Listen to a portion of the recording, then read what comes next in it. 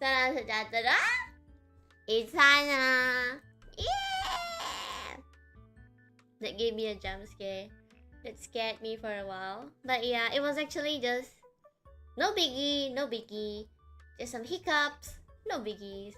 Salam sejahtera. It's Hannah. Wait, let me move my mic closer. Can you hear me? Can you hear me? Can you hear me? Okay. Okay. I'm gonna say hi to each and every one of you first. Chotomate. Hi Roscoe. Our first one here was Roscoe. Hi Roscoe. Hi Mar. Hi Smaller Xiao. Hi Silly Arona. Hi EMPT. Hi Dizzle9. Hi Xjob. Hi Lazy Me 98 Swagger. Hi Wonky. Hi Rachel. Hi Rachel 93. Hi Shadow House. Hi Silly Arona. Hi Mar. Hi Roscoe. Hi Novoski. Hi Bossman. Hi Hekali. Hi Kire. Hi Rahaf Queen. Hi Syntax. Hi Zeno. Okay, I catch up. Oh, hi 5 Orbital. Welcome to Hannah stream. Yeah. Oh, thank you. I have to say thank you. Thank you Roscoe. Thank you Mar for the super chat stickers. And also thank you Roscoe again for being 6 months only. No, I don't believe that Roscoe. I thought you are more pregnant than... I don't know. But thank you nonetheless. Thank you. Hi Anari. Welcome to Hannah stream. Chotomate. Yeah. My eyes are very dry. I might blink a lot. I'm so sorry. If you see me blinking, like dang dang dang dang dang, that's because my eyes are so dry. I need to watch something to moist my eyes. Are you watching the whole playlist? We'll see how much is it. Yep, we're not watching the entire playlist. I think we'll just watch the most important ones, you know. Cause FNAF, right? I'm actually very interested in Five Nights at Freddy. For those of you who don't know, I am pretty sure all of you know. Oh, hi, the one Glory Lucky. Welcome to Hannah stream. Yep, we're just getting ready. So, Hannah is actually a fan of horror games, but unfortunately, I do not have balls.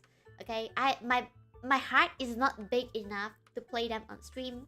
So, what I usually do is I like to watch people play. It's much more easier for my heart. It's much more easier for my non-existential balls. Yeah. So, one of my favorite channels is the Game Theory. Yeah, MatPat. I'm quite sad that he left, but you know, things happen and everything. We really appreciate what you do, MatPat. Okay. And speaking about leaving, okay. If Intern Kun is watching this, thank you Intern Kun. Yeah. So as you know, like we had an intern, I think a few months back, and intern Kun help out a lot with from the debut, from Hannah's debut to our YouTube shorts and everything. So also we were informed that today is Intern Kun's last day. Hey, let's go! So thank you Intern Kun for interning. You know, like we really like the cute little gats you drew for us. We really like the shots. No, we have some other unannounced projects that I cannot say. But man, what the flying fish really like what you did. Especially the one with the feet. Yeah, I like feet. And so does Intern Kun. And we really appreciate everything you did. Thank you so much. Yes, please say thank you to Intern Kun. He did such an amazing job interning here in basement. Okay, like when he's gone, we will miss him because the basement will be much more emptier without Intern Kun's PC. Yes. So we really appreciate it. Thank you so much, Intern Kun. Appreciate it, and we hope that we can see you again in the future. Come back to basement, please. I'm just kidding. Unless. Shit, did I say something wrong? Oh no. Every time when my phone rings, I'm like, oh shit, did I say something wrong? Is basement like, Hannah, what did you say? Yeah. So again, this is a small shout out to Intern Kun. Thank you so much. I'm not good at words, but Good luck. Okay, good luck in the kun. May we meet again under the rainbow or something. I don't know. Thank you, thank you. Get that. Okay, so back to our topic. Yeah, so we're gonna watch some FNAF, and I see some new people here. Let me say hello again. Hi, Iru Supremacy. Hi, Magic 2020 Kim. Hi, Fire Orbital. Okay, hi, Leila Moon Meadow. Hi, Mulkanyotora. Hi, Rayscom. Hi, Smaller Xiao again. Hi, Hunter Okami. Hi, Faiz Kimi. Welcome, welcome. Yeah. So we're gonna start watching soon.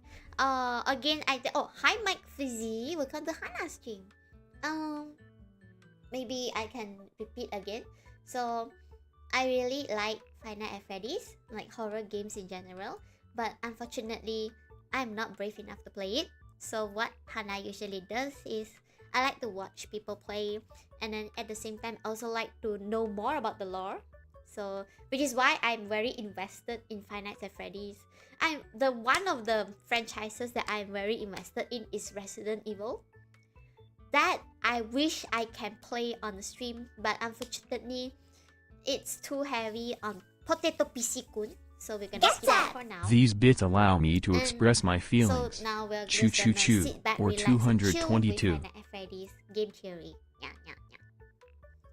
Hey, hello, hi Noob Play 906 ID. Hi Power Captain Fox. Hi Yabai. Yes. Oh wait, there are some bits. Wait, I forgot to say. Okay, Hanari said, "Is that the power of the 86?" No, it's the Hana of the 69. Roscoe said, "These beats allow me to express my feelings." Choo choo choo. Thank you, Roscoe. Choo choo choo back to you, okay? Also, you should really chew on all the bits. Yeah, but thank you nonetheless. Thank you. Hi, Thomas Way Power. Hello, welcome to Hannah's stream.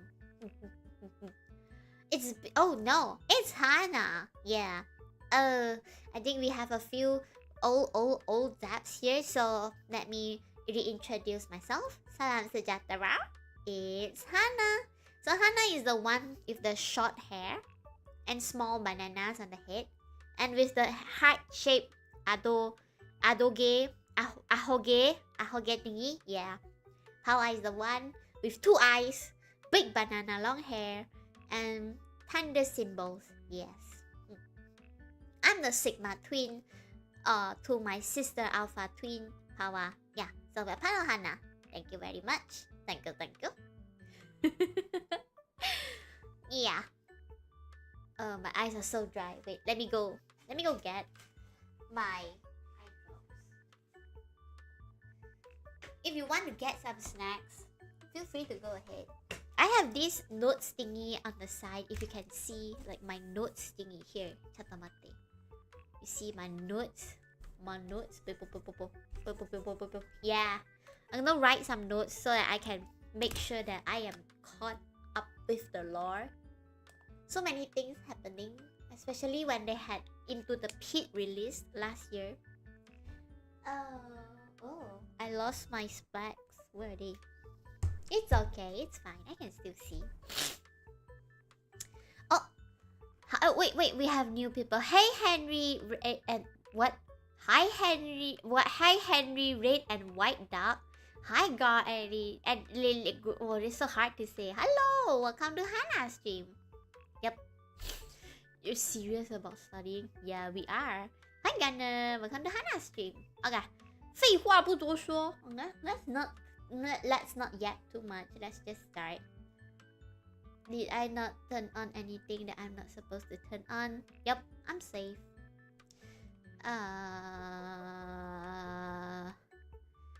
Wait, okay, this one. Where should we start? Get that! Starting from the beginning to the latest. I'm thinking, should we start with the timeline? The full timeline, yeah. Yes, I think we should start with the ultimate timeline. Yeah. Okay, let's go. Today we end. Can you hear? 19 books, 11 games, 8 whole years, all leading to this moment. The ultimate FNAF timeline is finally complete. Yes. The pieces are in place for us. Now Yes. all we have to do is Also, if you're curious, yes, I need subtitles. Why is it so zoomed in? Yo, what? Huh? Why is it like that? Wait, what is happening? I just saw it. Wait, let me tweak it for a while. YouTube, okay.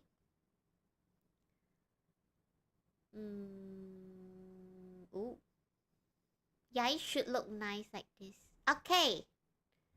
Put this story of tragedy, okay. jealousy, and loss back together. Oh. Let's go.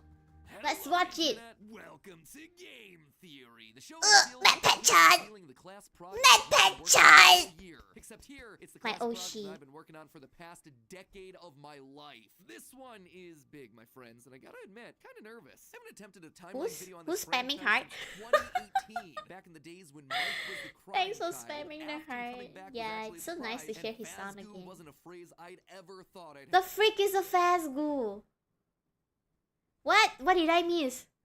Afton coming back was actually a surprise, and Fazgoo wasn't a phrase I...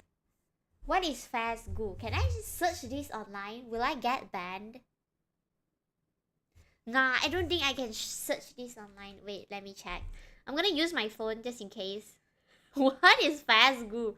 Fazgoo meaning. Okay, in the Five Nights at Freddy universe, Fazgoo is a substance used in the science experiment kit marketed by Fazbear Entertainment.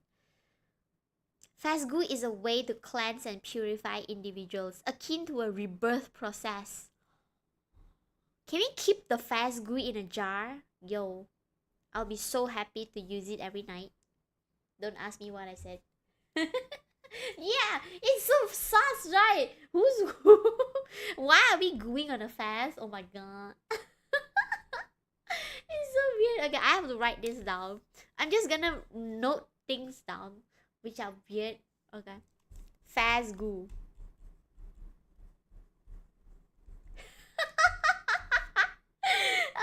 Okay, nice. I'd ever thought I'd have to utter. But since the last time I did something like this, we've had 3 more massive games, a death and revival of the A FNAF death? movie, and more A death? Who like this, died? We've had 3 more massive... Okay, we had Help Wanted. Help Wanted is the VR game, if I remember correctly. Security Breach is the one with the 3D one where you can walk around in Freddy. Yeah, you get to go inside Freddy. I'm not allowed to say the C word because it sounds so wrong. But yes, you're allowed to go inside Freddy. And Special Delivery, I am not known about this, but I guess it's somewhat canon. Yeah. Were you taking notes? Can I explain why? No, I just want to take notes. Do I have to explain everything I say? Is that the case now? Because I just want to know what's happening. That's why I make notes. Question mark? Let's go! What? Oh my god, I forgot that silly Arona is here. From now on, I will be just pretending I didn't see whatever Arona said. Or at least I won't acknowledge it out loud. You can finally feel how it feels to be... Okay, from now on, I will be ignoring every weird comments that I see. Hello! Hi Tony. You just joined. Yeah, we have Fazgoo. You're gonna get good on the Faz. I don't hate all of you. I just don't want to say it out loud because it makes me feel weird. I be like 90% of chat. Bye chat. Imagine I can see you. Yeah. Get good. Yeah. Fazgoo is a weird word. I really like the word though. Okay, let's continue. games, the death and revival of the... Wait, there's a death. I couldn't get it. Five Nights at Freddy's movie screenplay tossed by game creator. Ah. So they scrapped the idea. Not somebody died, but they scrapped the idea of the movie. Okay, got it. Revival of the FNAF movie and more robot kids than you can shake a staff bot at. It is exhausting trying to keep track of this whole franchise, which honestly... Again, I know these are the villains. This is... I think is William Afton, and then he got into the body, got trapped inside the body, got spring trap. Yeah, something like that. This is Wenny, if I remember correctly.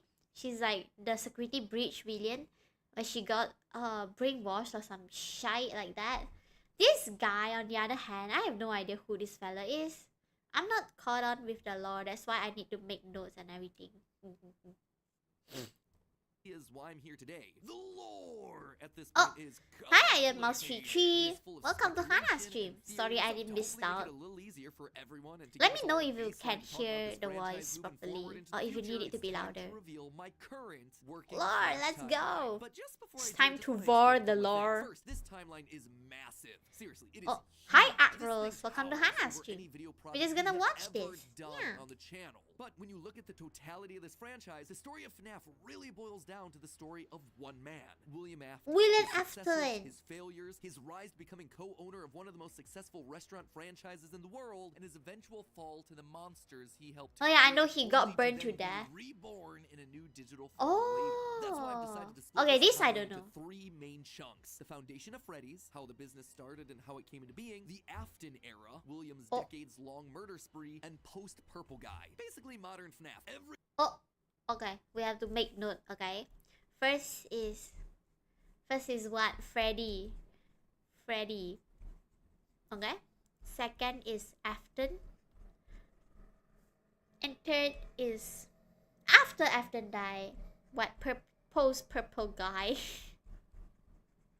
If I remember correctly, this one is Five Nights at Freddy 1 and 2. This one is I think it's 4, starting from 4, right? 3, 4, and then Sister Location. No, Sister Location is after that. Yeah, I think after 4 is like Sister Location and everything. Sister Location, Security Breach. Sister Location, Security Breach. Yup. Okay, I think that's the lore. Yeah. We're studying. Okay, we're studying, Zaps. Take out your notepads. Okay. After this, we're gonna have a quiz. Let's go. Everything that happens after the pizzeria simulator fire. And because there are lots of new big revelations in this thing that seemingly come out of nowhere, as well as just points I want to talk about further, I decided to dedicate one episode to each chunk. I Whoa. originally wanted it to be one seamless, continuous video, but it just felt incomplete without some sort of explanation at the end of each one. 1 hour. I'm gonna merge all the narrative bits into one massive video so you can just skip my explanations. But for now, this just felt like the best, most satisfying, most complete way. So to we do have this. 3 That parts being of said, this. is still about the story, the broad strokes of the franchise. So in order to make sure that you guys know that I'm not just pulling answers out of thin air, not only am I discussing some of the more controversial bits at the end of each chunk, we're also putting in a handy little graphic in the bottom left-hand corner of the screen, Oh. which will show thumbnails, video titles, books, and any other citations that we need throughout the video. So if you wish to understand that specific statement in more detail, you know exactly where we've taken it from. That way you I can put look into here. those details for yourself. So sit back, grab some popcorn, Yeah. grab your pitchforks if you're the type to get upset when I say Okay. something controversial, and make It's time for all of you to go grab a snack because we're gonna sit tight and we're gonna study. For some reason, study about Five Nights at Freddy. Hi, Mofu. Yeah, I hope you enjoy FNAF. Yeah. We're gonna have a quiz later. Just kidding. I don't even know the answers to the quiz. Are we doing FNAF only? Yeah. If I want to dedicate to all the horror games that I like, unfortunately, it will be, I don't know, 10 hours long. So, it's more easy and convenient and sleep easy for me, okay? I will sleep easier if we do game by game instead of everything in one go. Yeah. I'm gonna give you all 1 minute to go prepare snacks, go take a pee. Yeah, clear your bladders, empty your bladders so we can sit tight and just enjoy the stream, okay? Hi Yukiko, Elisa, Sashi, Fox. Welcome to Hannah's stream. What are all of you doing? Yes, okay, I'm gonna go get something too. Give me a minute.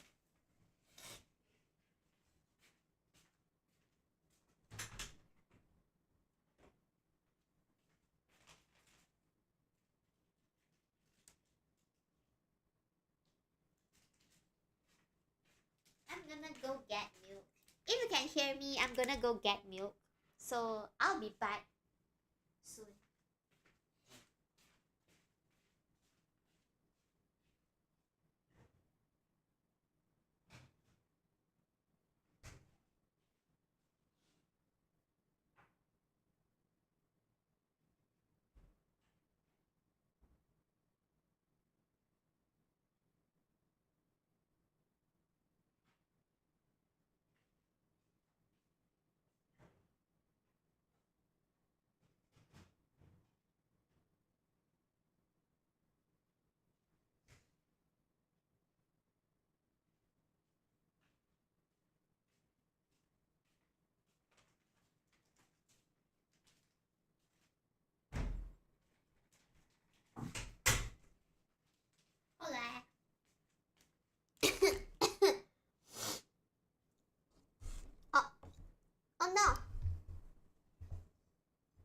Ma is gone.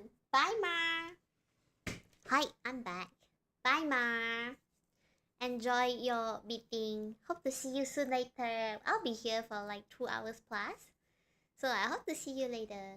Yeah, I'm back. Let's go. I'm gonna ignore EMPT also.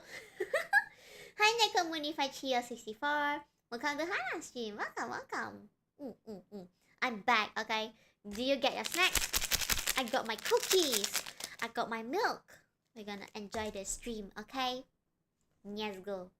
Make sure that you subscribe, since Yeah, subscribe. You're gonna want to come back to a few times in order to. Cool, both of us. Without Yeah. Any more waiting? I present to you the story of a loving, obsessive father who slowly descended into madness, and along the way discovered the secret to eternal life. Ooh. Okay.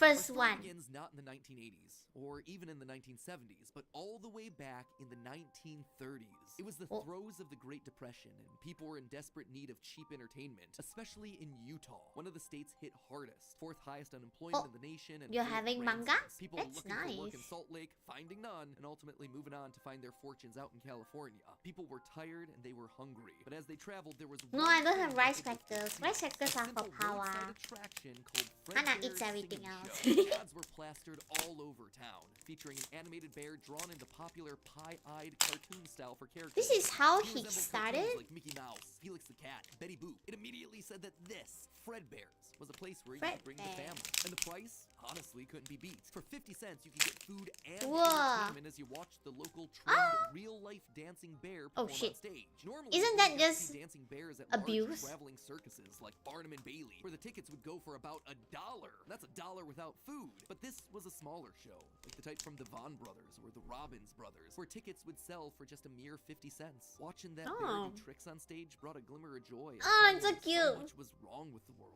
The simple show would go on for years. I got bringing butter happiness to cookie. Hundreds of travelers passing through I like looking for a quick butter. meal, but it left a permanent impression on one little boy, capturing his imagination in a way that nothing else had. One little boy named Billy. That was his nickname at least, but his parents liked to call him William. Oh? William Afton. The bear could Oh. dance, it could sing. For decades, William dreamed of recreating that moment of bringing a musical bear to life, but how? William was smart, without a doubt, and he had a keen mind for business, but he wasn't the most creative. How do you make a singing, dancing bear come to life? The best he could do was using rudimentary costumes. William was inspired by the work of Walt Disney, who throughout the 50s and 60s was pioneering the use of mascot suits throughout his theme park. The big innovation? Suits with 5 fingers. This allowed the performers wearing the suits to use their natural arms and hands to interact with the guests, as opposed to the older models where the arms would just hang limply by their sides. Finally, with a simple mascot suit, he would be able to realize his childhood dream. He would be able to bring Fredbear to What? life, to appeal to the Okay. kids, and for copyright reasons. Okay. I think I get the question here. Okay. Hi, Quinteros. Welcome to Hannah stream. Yeah. Purple guy is William Afton. Okay. And one day, when he was young, he saw this bear dancing on stage, and then he fell in love with the bear. And bro is literally just trying to bring his anime waifu to life. Okay. So he tried to bring his favorite anime waifu to life. Okay. In modern terms, he was a weeb, and he had waifu issues. Okay. He had waifu issues. Yes. Yeah. This is what I know. Yeah, from Freddy. Oh no. I think he's purple because in the game during the game where they talk about William Afton, he's always portrayed as this purple pixelated dude. So that's why everyone calls him purple guy. If I'm not mistaken, it's like that. Yep.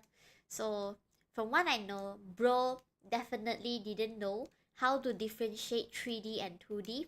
Or more like he saw the 3D version and he really liked it, so he tried to make it into a anime waifu. Yes. Yep. Okay. He changed Fredbear from a realistic brown animal to a cartoonish yellow. Yes! bear with a purple See back. what I mean? He wants to bring 3D into 2D. It feels like it's a waifu issue now. It's like imagine you seeing CK in real life, and then you're like, oh my god, that's CK from Project Dreamcatcher. I really like the CEO from Project Dreamcatcher. and then you decided to make him into a anime 2D anime waifu, and then you call her, I don't know, DK, because obviously she has to have D cups. Okay, so you call her DK, you give her twin tails, and she's like wearing school uniform, and then she's just the same like CK in real life, but she's DK and she's a cute anime girl. Okay, this is literally what William Afton is doing. Yes, so bro is basically schizo, I would say. And now we'll make a presentation at the end of the stream.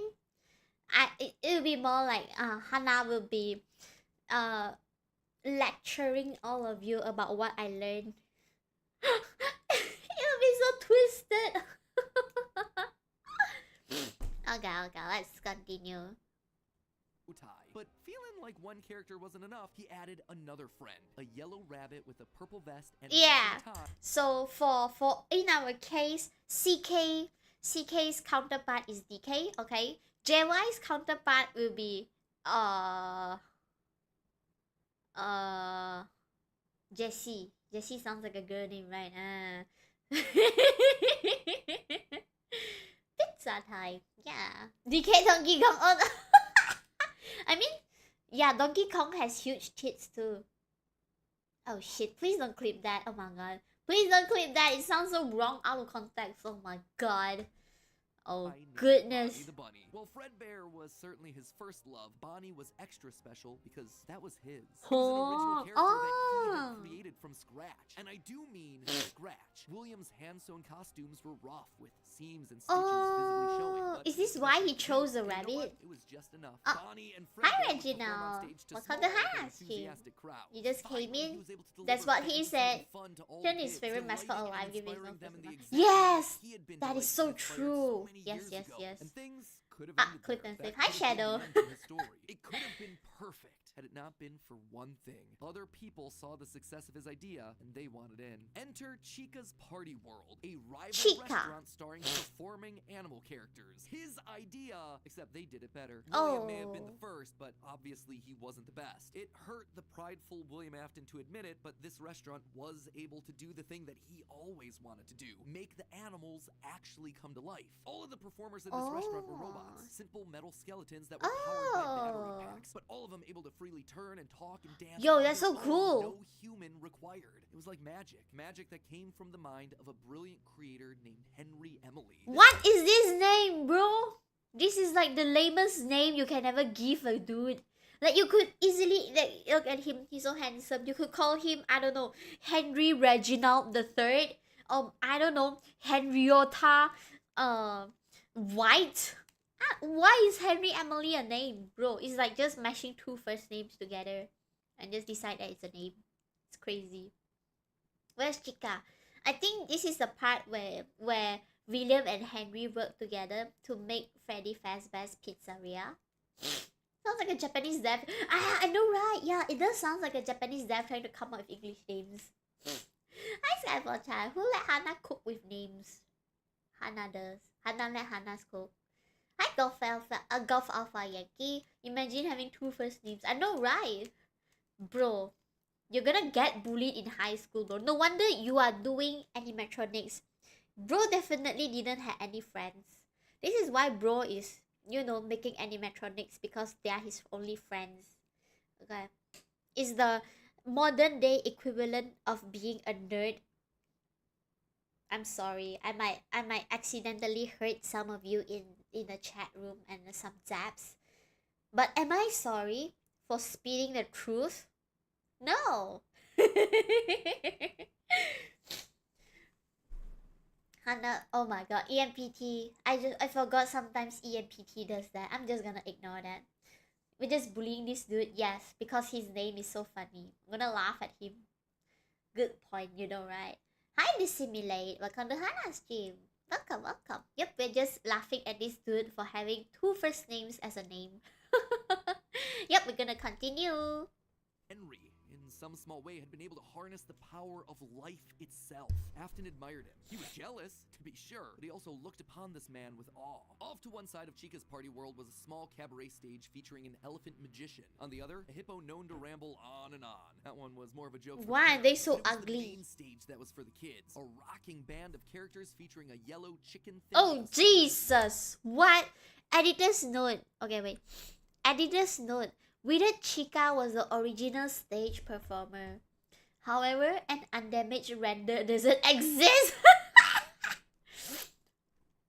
Okay, so what basically the editor said, they couldn't find a picture or image of Chika being intact or normal. Basically, Chika is cooked, okay? Imagine you swiping on Tinder in the modern day era. You see this kind of face, okay? She is actually very gorgeous online, but all the photos her friends take are just hideous. Yeah. EMPT stop being unwise. God damn it. Oh, thanks Shadow for the clip. Thank you. Laughing at the dude sounds about right. Yep. It's just a regular Hannah stream. We're cooking her now. Yeah. So sad, man. All named Chika, backed by a band of other country-themed characters, including a pig Oh, with a pig! banjo, an upbeat frog from A the frog. local swimming hole, and a brown bear with Oh, a heavy southern Freddy! accent. Wait, a bear? But bears were his animals. Oh, Why he's not angry. A cow or a horse, something to fit the country theme a bit better. Why'd it have to be a bear? And adding insult to injury, they had the nerve to call this thing Ned Bear, a direct copy of his own Fred Bear. Oh! No, that was not okay. Afton's jealous admiration turned to hardened bitterness. A bitterness that would only grow over the next couple of years as families continued to choose Chika's party world over Fredbear's. William just couldn't compete with the appeal of the robots. Eventually, his restaurant would go bankrupt, only to get bailed out by, of course, Henry Emily. Another insult, another humiliation that William wouldn't soon forget. 1979. Despite being bitter, Afton couldn't deny that what came next was a period of massive success and expansion. With the two franchises now merged into one, it was the best of both worlds. Afton's ideas with Henry's robotic expertise. The two men decided to launch under a new name, Fredbear's Family Diner, a pizza chain that would eventually come to feature a mix of humans in performing suits as well as on-stage animatronics. They decided to stick with Fredbear as the headliner, considering the yellow bear was easily identifiable as a Hi, bear because he Prosecco. was Welcome the to Hannah's original stream. performing animal mascot. Afton appreciated that. This new restaurant would also You show are its smiling. characters as the two franchises merged into one, with Pig Patch and Happy Frog performing right alongside Fredbear and Bonnie. And as part of this one big Fredbear family, they even got themselves official merch that were released, ranging from masks to magnets. The crappy Mr. Hippo fridge magnet? That said, not all the characters were winners. The reception to some characters was just mediocre. So they faded away into the dumpster. No! storage units, and Oh my retro god, he gadgets, became a stores, and dumpster! nostalgia, waiting for their chance to step back into the limelight if and when a headliner went out of commission. Others, though, would fare much better, like a new pirate fox as well as a blue guitar playing variant of the yellow Bonnie Bunny. Ultimately, the franchise would get so big it would spawn its own cartoon show, Fredbear and Friends. Business was booming. In the end, Fredbear and Booming. Bonnie's popularity Even was so Freddy. strong that they would be able to support the Fredbear's Family Diner franchise all on their own, while also spinning off a new sister location dedicated to their friends. In 1983, Freddy Fazbear's Pizza launched, giving a dedicated home to all this new supporting cast of characters: Chika the Chicken, Bonnie the Blue Bunny, Foxy the Pirate, and of course the headliner, a brown Freddy Fazbear. Ooh, Business was they're good, here. and Afton was happy, mostly. Mostly. It did bother him Nothing that the can one make him original character that happy. he created, the one that he himself played, Golden Bonnie, got passed over for inclusion in that cartoon show. The only character in the roster of regulars to get ignored for the show, but other than that, things were going smoothly. He had himself a wife,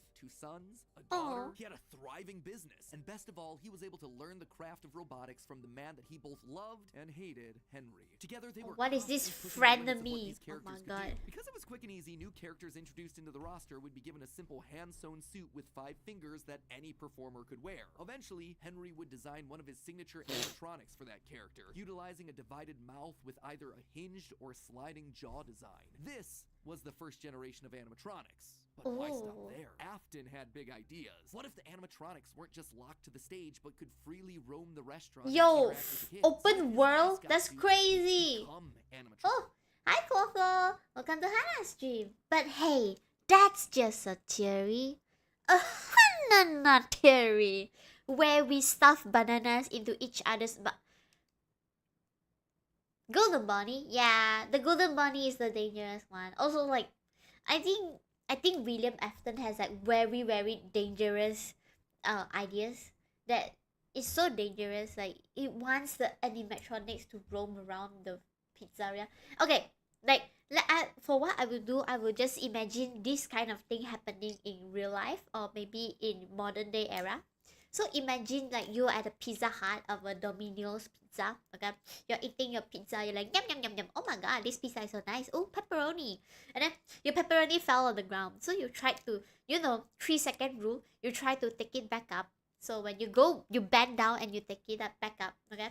You feel something big and cold and shiny, like just poking your back. Nothing, nowhere. They're just like poke, poke, poke, poking your back, like, and then when you just stand up and turn around, all you see is a big rabbit looking like this. Okay, the big rabbit looking at you like this, and he's like, "Hey, sir," in a very robotic voice. "Hey, sir, may I ask if you need some help with picking up the pepperoni?" Isn't that crazy? I would literally shit my pants right in front of the robot, because this is so scary, man. Yeah, and if you think about it, this robot might be a bit higher or taller than average adult human size, human height. So it's gonna be towering over you when you bend over. I am not fond of this idea, and I am not even fond of watching these robots just moving around freely and like roaming around in the restaurant where kids and families eat. What sort of idea is this, bro? This is like what, AI taking over the world, like first step to AI taking over the world. That's crazy, man. I'm a tomato ship. Imagine this robot greets you.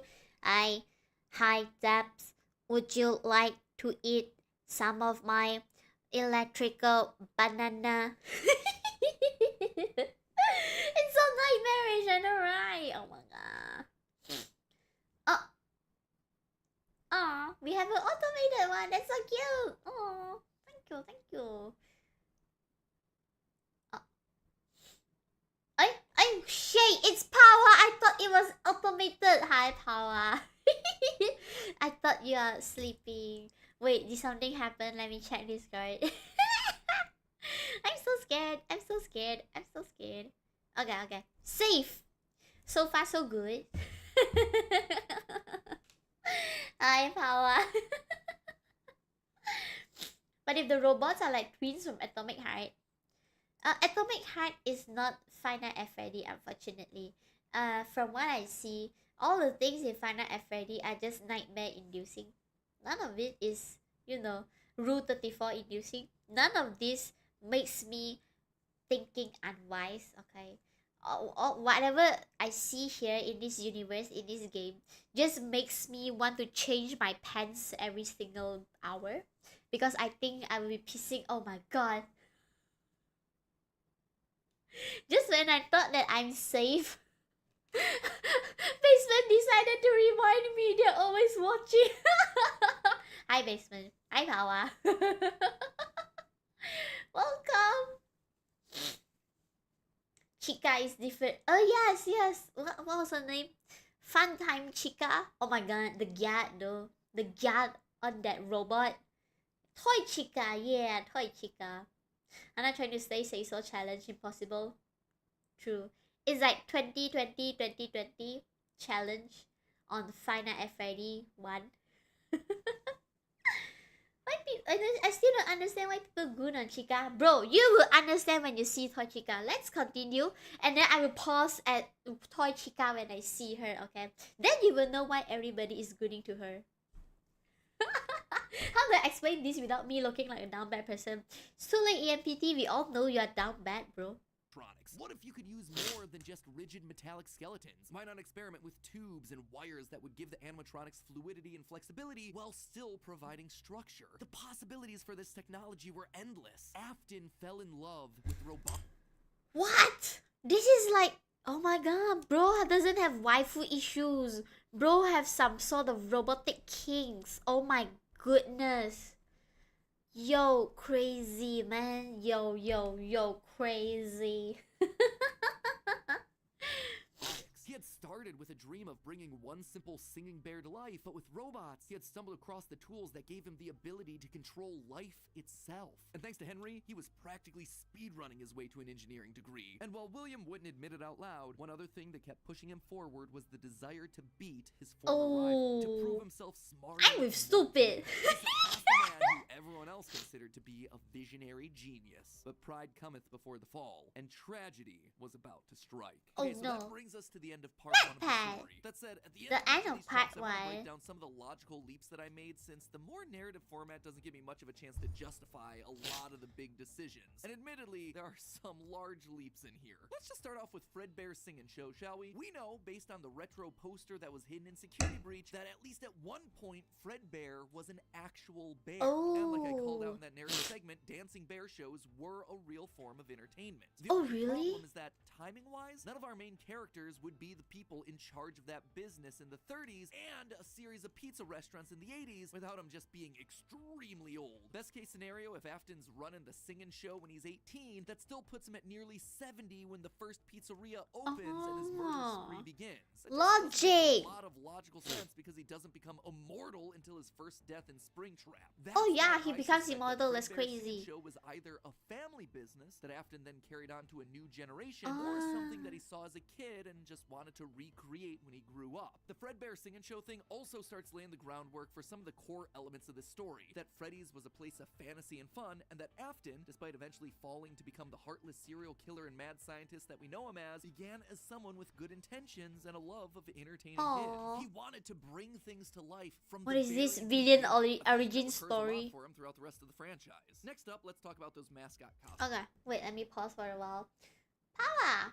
Bro's birthday present is probably the clickiest keyboard, so you can get that clang clang. Are you replying to someone? Clang clang. Hi man, welcome to Hannah stream. He's a robot. Oh my god, is this why all of you are talking about clang clang? Jesus. Instead of what? Plap plap, you have clang clang? Damn, that's crazy. Yeah, I think bro really has some issues with robotics. Yeah. Imagine wanting to imagine wanting to clang clang with a robot. I can't imagine that. But then again, I'm a fan of Decay, so maybe I can imagine that. Hi Alhash, welcome to Hannah stream. Much love back to you. Thank you. He went robot smasher but realized he can't and he went bad. Probably, yeah, maybe. Arona, get some help. Get out. Hi Emma, welcome to Hannah stream. I'm in the clang clang since I love. Yes, that is so true. Yup. I think I understand William because, like, let's say I like the model, the in real life model behind Stellar Blade. Yeah, I forgot her name, but she's like a Korean supermodel girl. Oh my god, her body shape, her posture, everything is just so pretty. She's so confident and everything. Like, if I am William Afton, I will definitely build a robot based on the Stellar Blade model, and I can do clang clang with her. Yeah, I definitely understand that. There's a difference between a humanoid android and a bunny animatronic. I mean, bro probably is a furry. As far as we know, I think we are safe to say that William Afton is definitely a furry. Oh no, where is Yes, it's a creepy bunny. Nobody likes the bunny. Only William Afton likes it. That's crazy, man. Okay. Mascot costumes. One thing that I keep going back to is the design of Glitch Trap. It's a handcrafted suit. You can see the seams and everything. It even has 5 fingers for the performer's hands. It is very much not a spring trap suit. This is something much more rudimentary. It came at a time before animatronics were a part of the story. That's why I suspect that it was actually the first, predating literally everything. It's also a suit that is very personal to is it He put his his digital first consciousness one? in that form. It's his personal avatar. It's Oh the my way god, it's his persona! There's also a whole separate discussion What, we had here about persona? habits and rituals of serial killers. So the fact that he's choosing to lure kids and kill them in this This is particular suit Glitch actually Trap. says a lot about his emotional attachment to it. So while Fredbear seems to have started as someone else's creation, Golden Bonnie was uniquely Williams, giving him a personal connection. Golden And Bonnie. that's not all. In this whole franchise, only one set of characters have themselves 5 fingers, the Nightmares. Even Golden Freddy, Fredbear, was a 5-fingered wearable suit at one point in the story, as we see in this shot from the graphic novel, before he, like everyone else, was turned into an animatronic. This seems to imply that all of the main characters had similar wearable mascot outfits at least at one point in time, and that whoever is having the FNAF 4 nightmares, if they even are nightmares, something that we'll touch on in part 2, saw those mascot suits specifically. Lastly, we have to talk about the elephant in the room. The literal elephant, Orville Elephant. This is ugly as heck. Melodies. For a while now, I've suspected that the mediocre melodies played a much more important role in the story than just being a bunch more animatronics. that Dude, they're pulled it off, ugly. especially Oh, Ned's shite. suit, which is just When I said- suspiciously when I said close to ugly- Fredbear. And yet there are When I said ugly, I saw ugly just popping up on chat. What? What? Gooding to Toy Chika? Not Toy Chika. What happened? Toy Chika is like the hottest of all. Yeah. Hi Rakshan, welcome to Hannah stream. Welcome. Oh, kids not screaming seeing these things. I know, right? I think maybe it's because back in those days, like kids have less access to cartoons and less access to graphic novels, cute things in general. So maybe these kind of designs, they are like considered cute at that era. But if we bring this to modern day era, pretty sure they will get viral on maybe TikTok or YouTube or Instagram for being ugly as heck. Look it, thank you. I can't see this. I feel scared. Oh my god, I forgot that CMPT's comment. The nightmare animatronics are not real. It's just dreams and really? Oh, that's cool. Yeah, that makes sense. Yeah. The pig gonna be a meme if they were real. Yeah, it's so funny. Honestly, the mediocre melodies just look ugly at this point. Oh yeah. He got spring lock. We haven't get to the point yet. We're still at the first part where they talk about William like working on Fredbear, Chika, Bonnie. I used to consider Barney cute, now it gives me nightmares. Yes, that's the thing. Like back in those days, things like that actually look cute in our eyes because 审美观, how do you say that? Like our sense of beauty and art, it's not polished, it's not affected by other new things. So what we know is quite limited. So when we see Barney and we see like those this kind of animatronics, they are cute back in those days. They hit the good design bar. But if you as time passes by, we have more new designs coming out. We have more cartoons, more animations, more movies, franchises, IPs, everything. So the level of beauty is always advancing, is always upgrading itself. So when we, like, let's say 10 years later, we go back, like 10-20 years later, we go back and see Barney, we go back and see all the old cartoons we used to like, we used to think that it's nice. Actually it just looks mediocre or even ugly as heck. Like you will be like, how do I like these kind of things? So I would say that it's because we have already 进步 in English. How do you say it? Like you have already get better. Our sense of beauty is better. Yeah. What? More choices to goon? Oh my god. Keith is now down the gooning hole. But yes, there's more choices to goon also. Yes. So we wouldn't goon to all these ugly things. We'll goon to the true beautiful things, right? In the game, if the pig jump scare, he'll play the banjo for you. Really? Oh, that's so cute. Well, the best way to not be scared in a horror game or movie is to search the rule 24 of whatever scared you. Oh my. Yo, this is actually really smart. Damn. Actually smart. Okay, this is the wisdom of the day. Okay, I'm gonna steal that. Yoink! Yeah. Good tip. Thank you, Berserko, for the tip. I'm gonna steal your tip now. The bite of 87 is that yellow bear chop. Oh yeah, I know that. Yeah, I think we haven't get to the point. It's in part 2, I think. We're gonna continue first, okay?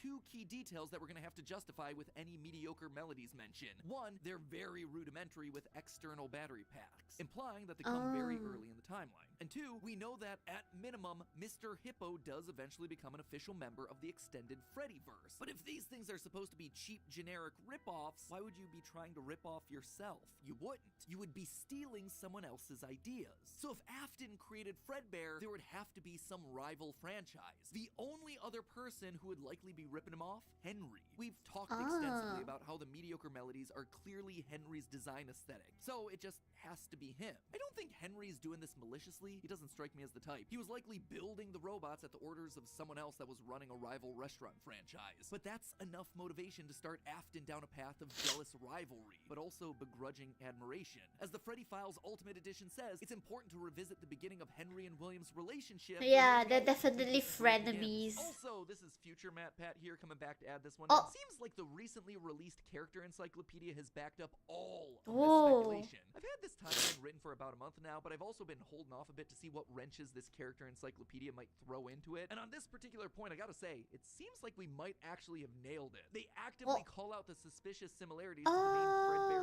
crew. Quote from one of the pages. Ned Bear looks like an imitation. That's so cool. Copyright issues. I don't know about you, but that seems to imply that we were right on the money. Hey. Knowing all of this, at one point That's the quite franchises smart. had to have merged. That's really the only way to get Mr. Hippo from the rival franchise as part of the Fazbear crew. This also mirrors a lot of what happened in the real life Hey, history Chuck E. of Chuck E. Cheese. with two rival restaurants, each with their own casts of characters merging to become one unified brand. Again, we've gone into that in detail with other videos. What is so creepy? But why would I call out I'm just rival glad we don't have restaurants Chuck E. named Cheese Chika's here Party? in Neo Two KL. things, actually. First, we know for a fact that a location named Ugh. Chika's Party already exists. It is mentioned scared in me. the source code teasing sister location, so it is out there Okay. somewhere and doesn't fit cleanly anywhere. Second, in the story The Puppet Carver, Chika is very explicitly looped in with the book versions of Pig Patch and Ned Bear, implying that she started as a mediocre melody. Thirdly, her design just fits better with a theme of down-home country animals with southern accents playing the banjo and eating with bibs. And with her being the headliner of the show with her name on the restaurant, it would make sense then that when the restaurants merged, she was the one that was added to the main cast of characters while all the other mediocres faded away. It's also why when Freddy's closes after William's killing spree, she's the one to branch back off into her old franchise and is therefore missing in sister location. A detail that's bothered me for years at this point. It might also explain why William decided to stuff his first dead kid into Chika. That one was Henry's What? creation, not What? What? The freak? William decided. It might also explain why William decided to stuff his first dead kid in a Yo! Oh my lord! Yo, that's crazy! This is crazy! Why would you do that? Oh my goodness! Yo! He kills the kids and stuffs them in robots. This I know, but I didn't know that he stuffed his own. Wait, it's not his own kid lah. It's like other people's kid lah. Okay, then it makes sense lah. But because I know that he's a kid killer, he likes to unalive kids. But yo, crazy man. His victims. Okay. His victims. Okay. I thought he killed his own kid. That scared me for a while. Understand. Yeah. What is I always good back? That's crazy. What is that statement? The lore is crazy. Yeah, it is crazy. Oh wow, my brain is frying. decided to stuff his Oh my first dedicated goodness. into Chika. That one was Henry's creation, not his. Is all of this a big leap? Yeah. Is it connecting a lot of dots that are very spread out across the franchise that I've been holding on in the back of my mind for years? Absolutely. But I think Hi, it King makes Clock sense. too. It Welcome also to serves Hannah's as a clean stream. answer to a lot of the random threads that Scott's been Oh, those leaving small dangling things, for yeah. years. I would be grateful if we don't spoil things. Yeah, it's okay if you mention it for a while, but I would appreciate it if, let's say, you wait until Hannah gets to the point. Only then you spoil Hannah, like, oh Hannah, yeah, that's what happened. Yeah, it would make it much more funny. Yeah, the law is very detailed and very crazy. It's that you have to play the game, read the novels, the books, the graphic novels, and everything. You have to go find every single Easter egg in every game in order to know more about the lore. And it's not even finished apparently. Crazy. That's so crazy. So, with all of that in mind, my friends, Yeah, that's we the can close books. the Yes, book yes, on the yes. foundation of Freddy's. And don't worry, next week I'll be back to give you arguably one of the most confusing parts of this entire timeline situation. Part 2, the Afton era. I promise, it will... Oh, this is the actually part where take he this time. unalive No more cheats, waiting right? around. I am just as eager to get this one out the door as you are to watch it. I promise. You know what else I promise? I promise that we'll actually get to talking about the games. I would have liked to have talked there's a about it on jump this scare. episode, but there just isn't that much in the games that helps us to Hi, pick Cup of anything Coffee. Welcome to pre-family Hannah's stream. Although, Welcome, to be honest, welcome. This franchise has never been just about the games anyway. Even back in the early days of FNAF, we were decoding images and source code that Scott fed us through the Whoa. website. The modern day books and the clues Whoa. that we get from those things, now they're just modern. Yo, wait. Wait, what is this? Can you see my mouse? Can you see my mouse? Oh, you can't see my mouse? Oh, you can now. Okay, what is this? Yo, yo, yo. Yo, okay. This single animatronic is giving me some vibes that I am not proud of having. I don't know, but I would. Bro, say don't. Bro, don't say. Oh, no, no, no. Not the G word, bro. Yeah, not the G word. Rule 34 material? I know, right? Damn. Yo. That looks terrifying. What do you mean? I mean, if you cover up a face, it's still would. Yeah, definitely would. Yes, there is no limits, okay?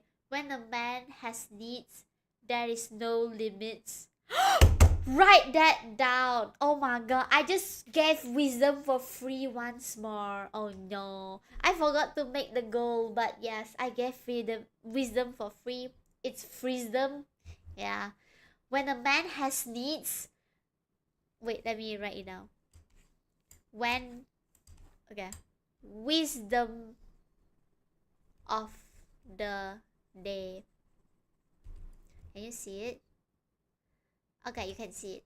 When a man has needs. Okay, wait. Let me rephrase, because it's not just man that has needs. Everybody has needs. When one has needs, one has no limits. Oh my lord, I'm spitting facts right now. Thank you, Ranamiro. Welcome to Hannah stream. Thank you for the wisdom. Thank you, thank you. Imagine Hannah animatronic. No, stop imagining. Hi, Thunder. Welcome to Hannah stream. Welcome, welcome. Write that down. Yes, write that down, Zaps. This is important. Okay. I'm gonna come back to the wisdom later. Extensions of that. All of it is crucial to understanding this franchise and its lore. Unless, of course, Steel Wool finds Steel around Wool. making that Fredbear's Family Diner game they want to make so badly. I've always would love to do is get kind of back to. I have no clue if we'll ever be able to do this, but getting back to kind of like the origin of like Fazbear Entertainment, or the origin of Freddy Fazbear. But in the meantime, while we wait for that inevitably cryptic game, I hope that this start to the timeline helps to fill in some of those gaps. I'm excited to share part 2 with you next week. Part If you 2, haven't part 2. subscribed and rang the bell, make sure I you want hit part that bell to 2. be notified Part when that 2. Let's go.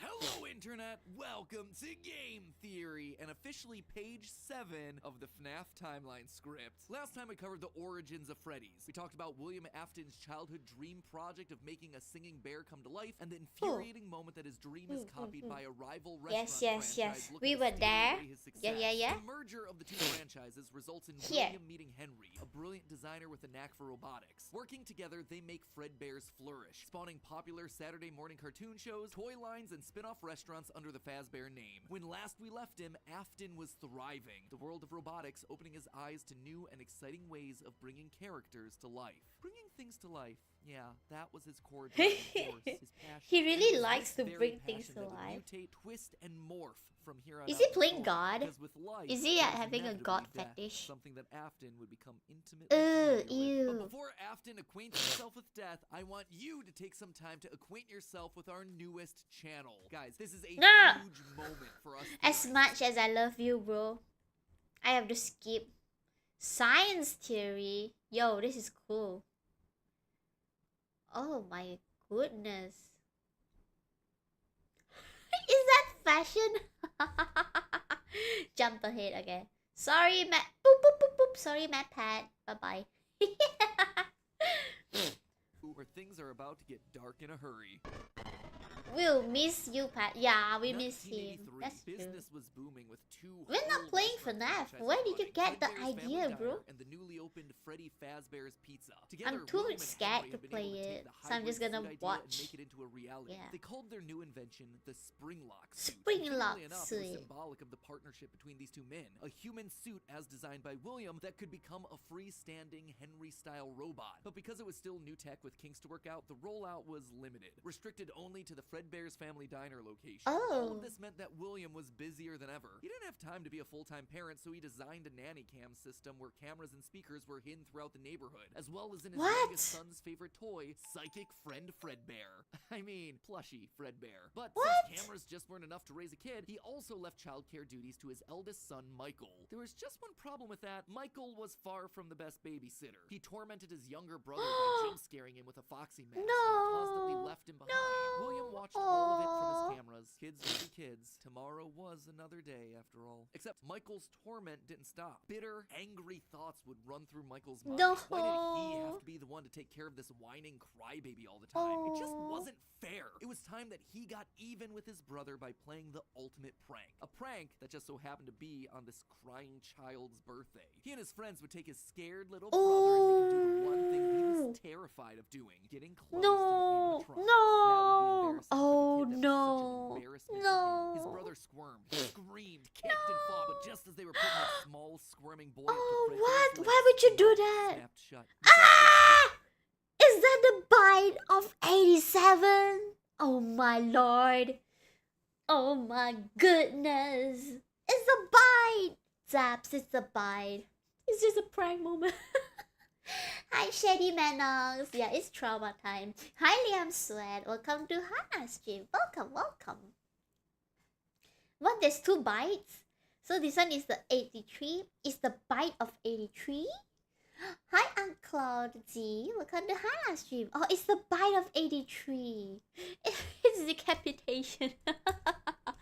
That's a very crazy word. But oh my lord, oh my goodness, that's crazy. Okay, wait. Let me take this away.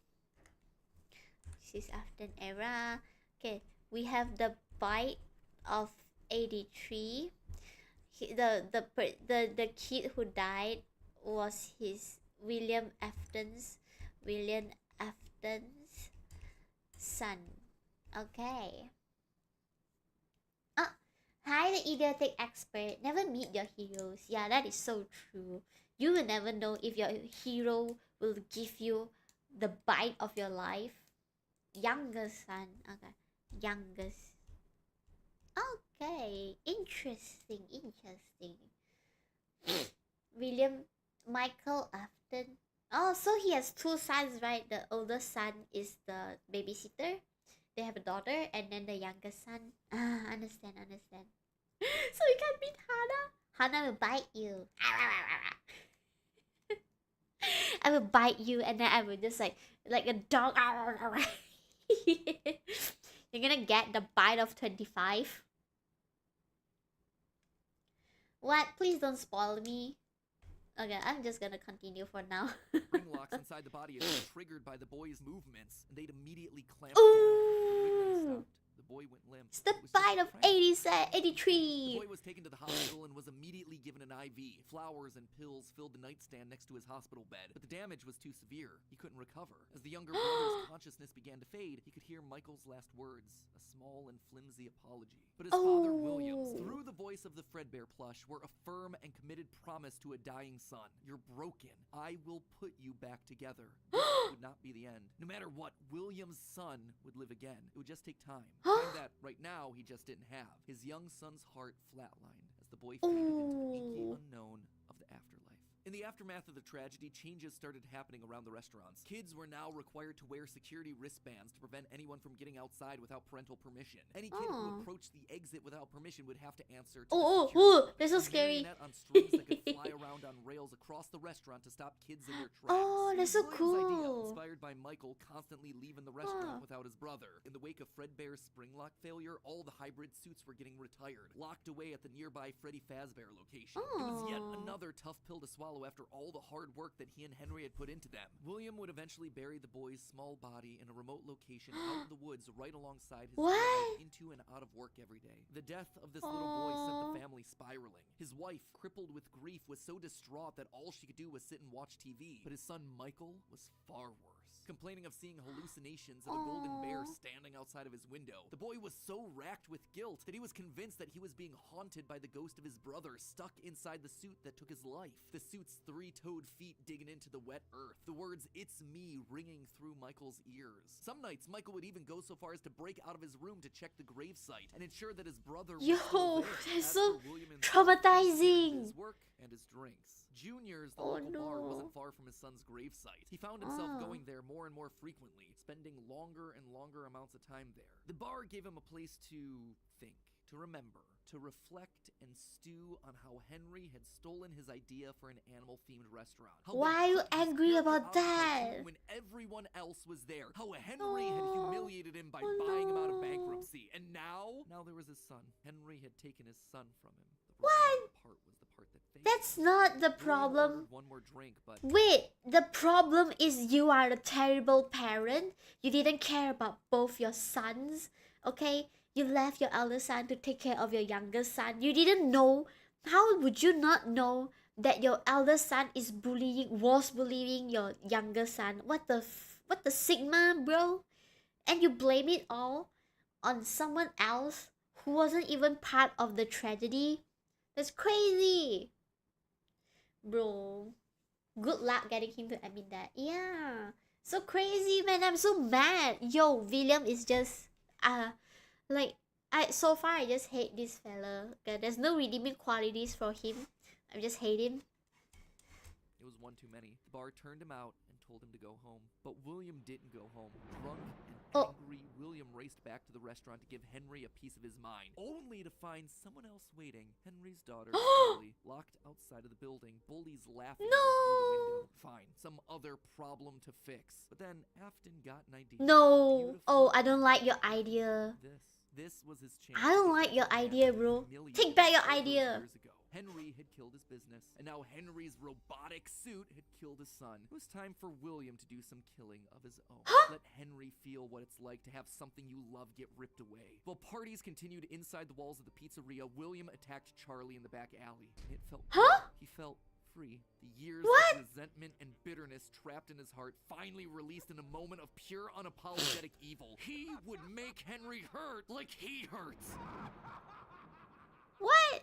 And in that moment, William became a killer. He dropped Charlie's lifeless body and drove home, forced to confront his family problems later that night, appalled but also excited by what he had just done. Charlie's death would remain on His the books as a killer violent arc. violence. I know, right? Everybody had It's suspicions so about William, but there scary, was no proof of yo. evidence. nothing that could link him back to the crime. In the weeks that followed, Fredbear's family diner would close for good. 2 high-profile deaths around the restaurant with 2 grieving owners in such a short period of time was just too much bad press to handle. Besides, Freddy Fazbear's was still open, and it was the newer restaurant anyway. All the equipment from the diner, including the old yellow suits and security puppet, would get retired to that location, and there they would sit for 2 uneventful years. The rest of 1983 and 1984 were spent quietly grieving. Freddy Fazbear's Pizza and the new cast of characters were a hit. Tragic memories of their yellow predecessors quickly faded. Afton kept a low profile and buried himself in work and research, quickly reaching Henry's level of engineering, even surpassing him. And while Henry slowed down to grieve, Afton kept going, even starting his own company, Afton Robotics, for all those pet projects that were a little bit too experimental for the regular operations of the pizzeria. The first of these experimental projects was a secret workshop under his house, a veritable bunker, which allowed him to work while still monitoring his kids via hidden security cameras. 1983.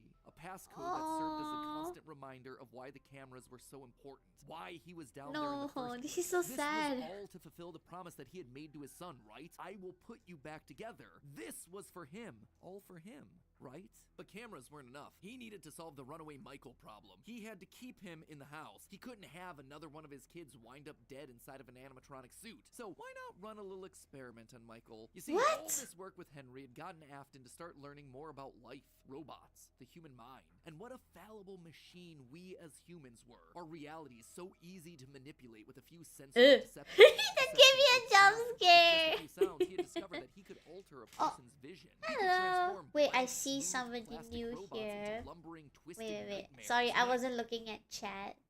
Yeah. Hi, Ars Magnus1337. Hi, Rojuan. Hi, Jeopardy King. Welcome to Hannah's stream. Yeah, we just saw the bite of 83. Yeah. So crazy, man.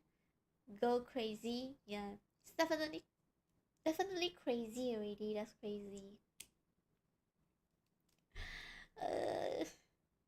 Nightmares far scarier than he could create with actual materials. They would appear organic, rotting, putrid, terrifying. These would be his means of keeping his son Michael in the house where he belonged. Was it extreme? Maybe. But then again, this was the boy who had killed his son. He would make him sorry. And so Michael would grow up not only dealing with the memories of his own guilt, the hospital room, the pills, the flowers, the death of his brother, but also facing literal nightmares, illusions created by sound. Michael would never forget these either. Years later, as a security guard, he would still draw pictures of them inside of his logbook. But all of these extra projects meant that his home life suffered even more. He was an absent father and a non-existent husband, leaving his wife cold and alone. Why do you hide inside your walls? Why do you sing? When there is music in my halls, all I see. Hey, stop singing. It's very creepy. No. Please. Oh no. And despite her repeated demands that he leave his office and engage with the family, he refused time and time again, leaving her no choice but to leave. You burned down my house? You call that a house? It was like a morgue in there. You need to see your son. Oh. I'm keeping the diamond ring. And through it all, there was one lingering feeling. William wasn't done. He had gotten a taste of what it felt like to be unleashed, what it felt like to be free. Charlie's murder had unlocked no. and he wanted more. June 26th, 1985. Putting on the golden Bonnie suit, he lured children one by one to the back room of the pizzeria when no one was looking. At first, he was cautious. He would lure them with promises of cake and cookies. He told them that their dog had died. He would ask for help with homework. Susie was the first. You never truly Susie.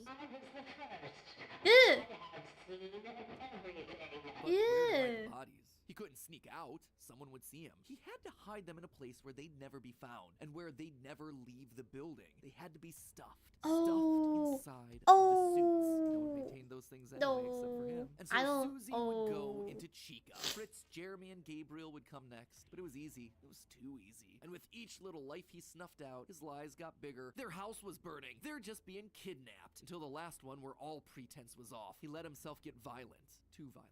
I'll just wait for him after after school, throw a bag over his head, hit him with a shovel, and What? drag him into the back of my car. Body of What? Cassidy was far more bloody and broken than any of the others. He'd let himself go too far. Oh. That one he shouldn't have killed. With no more active animatronics left, he shoved the body into the one suit that remained backstage. The long forgotten Wouldn't they yellow get stinky? threadbare, now broken and discolored with age. Broken, like Cassidy was broken. Like his son was broken. Newspapers reported on this disappearance, naming the whole thing the missing children's incident. Police would even charge William with the crimes after finding security footage of the golden mascot suit luring kids to the back, but they couldn't convict him. They had no bodies, and his face had been hidden behind the mascot suit the entire time. What they had was circumstantial at best, and so he walked away a free man. But Henry knew the truth. In these murders, he saw his daughter Charlie all over again. Oh, So he threw no. Afton out of the company Oh. and shuttered the doors to the old pizzeria. Henry would keep the franchise quiet for 2 Oh. years. This would not happen again. This could not happen again. How could he protect the kids? Finally, he developed a solution. He would implement an even more extreme security system in the form of new animatronics. Toy animatronics. Inspired by... Toy Chika, Zaps. Toy Chika. You see that? Okay, Zaps, do you see how hot? Do you see how and why we all goon to Toy Chika? Yeah, kinda bad though. I know, right? Yes, yes, yes. Look at her. Tell me you don't think about something when you look at Toy Chika. Yeah? Yeah. Yeah, she's the middle one. She's the yellow one. Yeah. Yeah, she's hot. Not gonna lie, she's pretty hot. Like imagine, let me think of an example. Imagine Powerpuff Girl. They have this character, called Miss Something. So she doesn't show her face, but you can see her body. It's like throughout the entire franchise. All you see is her long legs. Like she is the sex appeal, okay? So it's so weird to see such a sex appealing character in a kids franchise. Mrs. Bellum, yes. Like this is one of the examples. Like, are you trying to make kids feel things, or are you trying to get the parents hooked into this kids thing so that the parents will go there, will buy things for the kids just because they wanted to see the hot character? Yeah. Toy Chika remove what? They remove a beak. Did nothing wrong. She did nothing wrong. Yeah, she's very cute. Not gonna lie. I really like the toy design. The Toy Chika, Toy Bonnie, Toy Freddy. I really like the design. They're much cuter than the original boxy looking ones. Why Hannah strikes again? Mrs. Bellu. Yeah. They got rid of her, unfortunately. Can't wait for the secret of the mimic. The mimic. It's one of the characters, right? If I remember correctly. Yeah, I haven't read that. Oh my god, that's crazy, by the toys man. that they had been selling years ago. But these guys, these were special. They were a new breed of robot with facial recognition. Oh, they're so cool. Most importantly, they're all tied into some kind of criminal database. You can detect a predator a mile away. Yo, they're so Animatronics, now cool. withered with age, were moved to the new location. With a plan in place, it was time to try once more. The year The was bite of 987. 987. Freddy Fazbear's Pizza was making headlines in local newspapers. Headlines that just so happened to catch the attention of William Afton. Oh. Freddy's was back, and without him, that was his idea, his character. Henry was, yet again, trying to cut him out of the picture. No. As long as these restaurants stayed open, William would always come back. Then he noticed the phone number to apply at the bottom of the article. $100 a week to apply call. Afton would go back, not as an owner or co-founder. He would go back in the one place that they would least suspect him. A low day shift. That was William? And there it was, buried in the back of parts and services, mixed in with the old withered animatronics, was the golden rabbit. With the yellow security badge still on his chest, he used his crank to pull open the spring locks. It was time for Bonnie to give an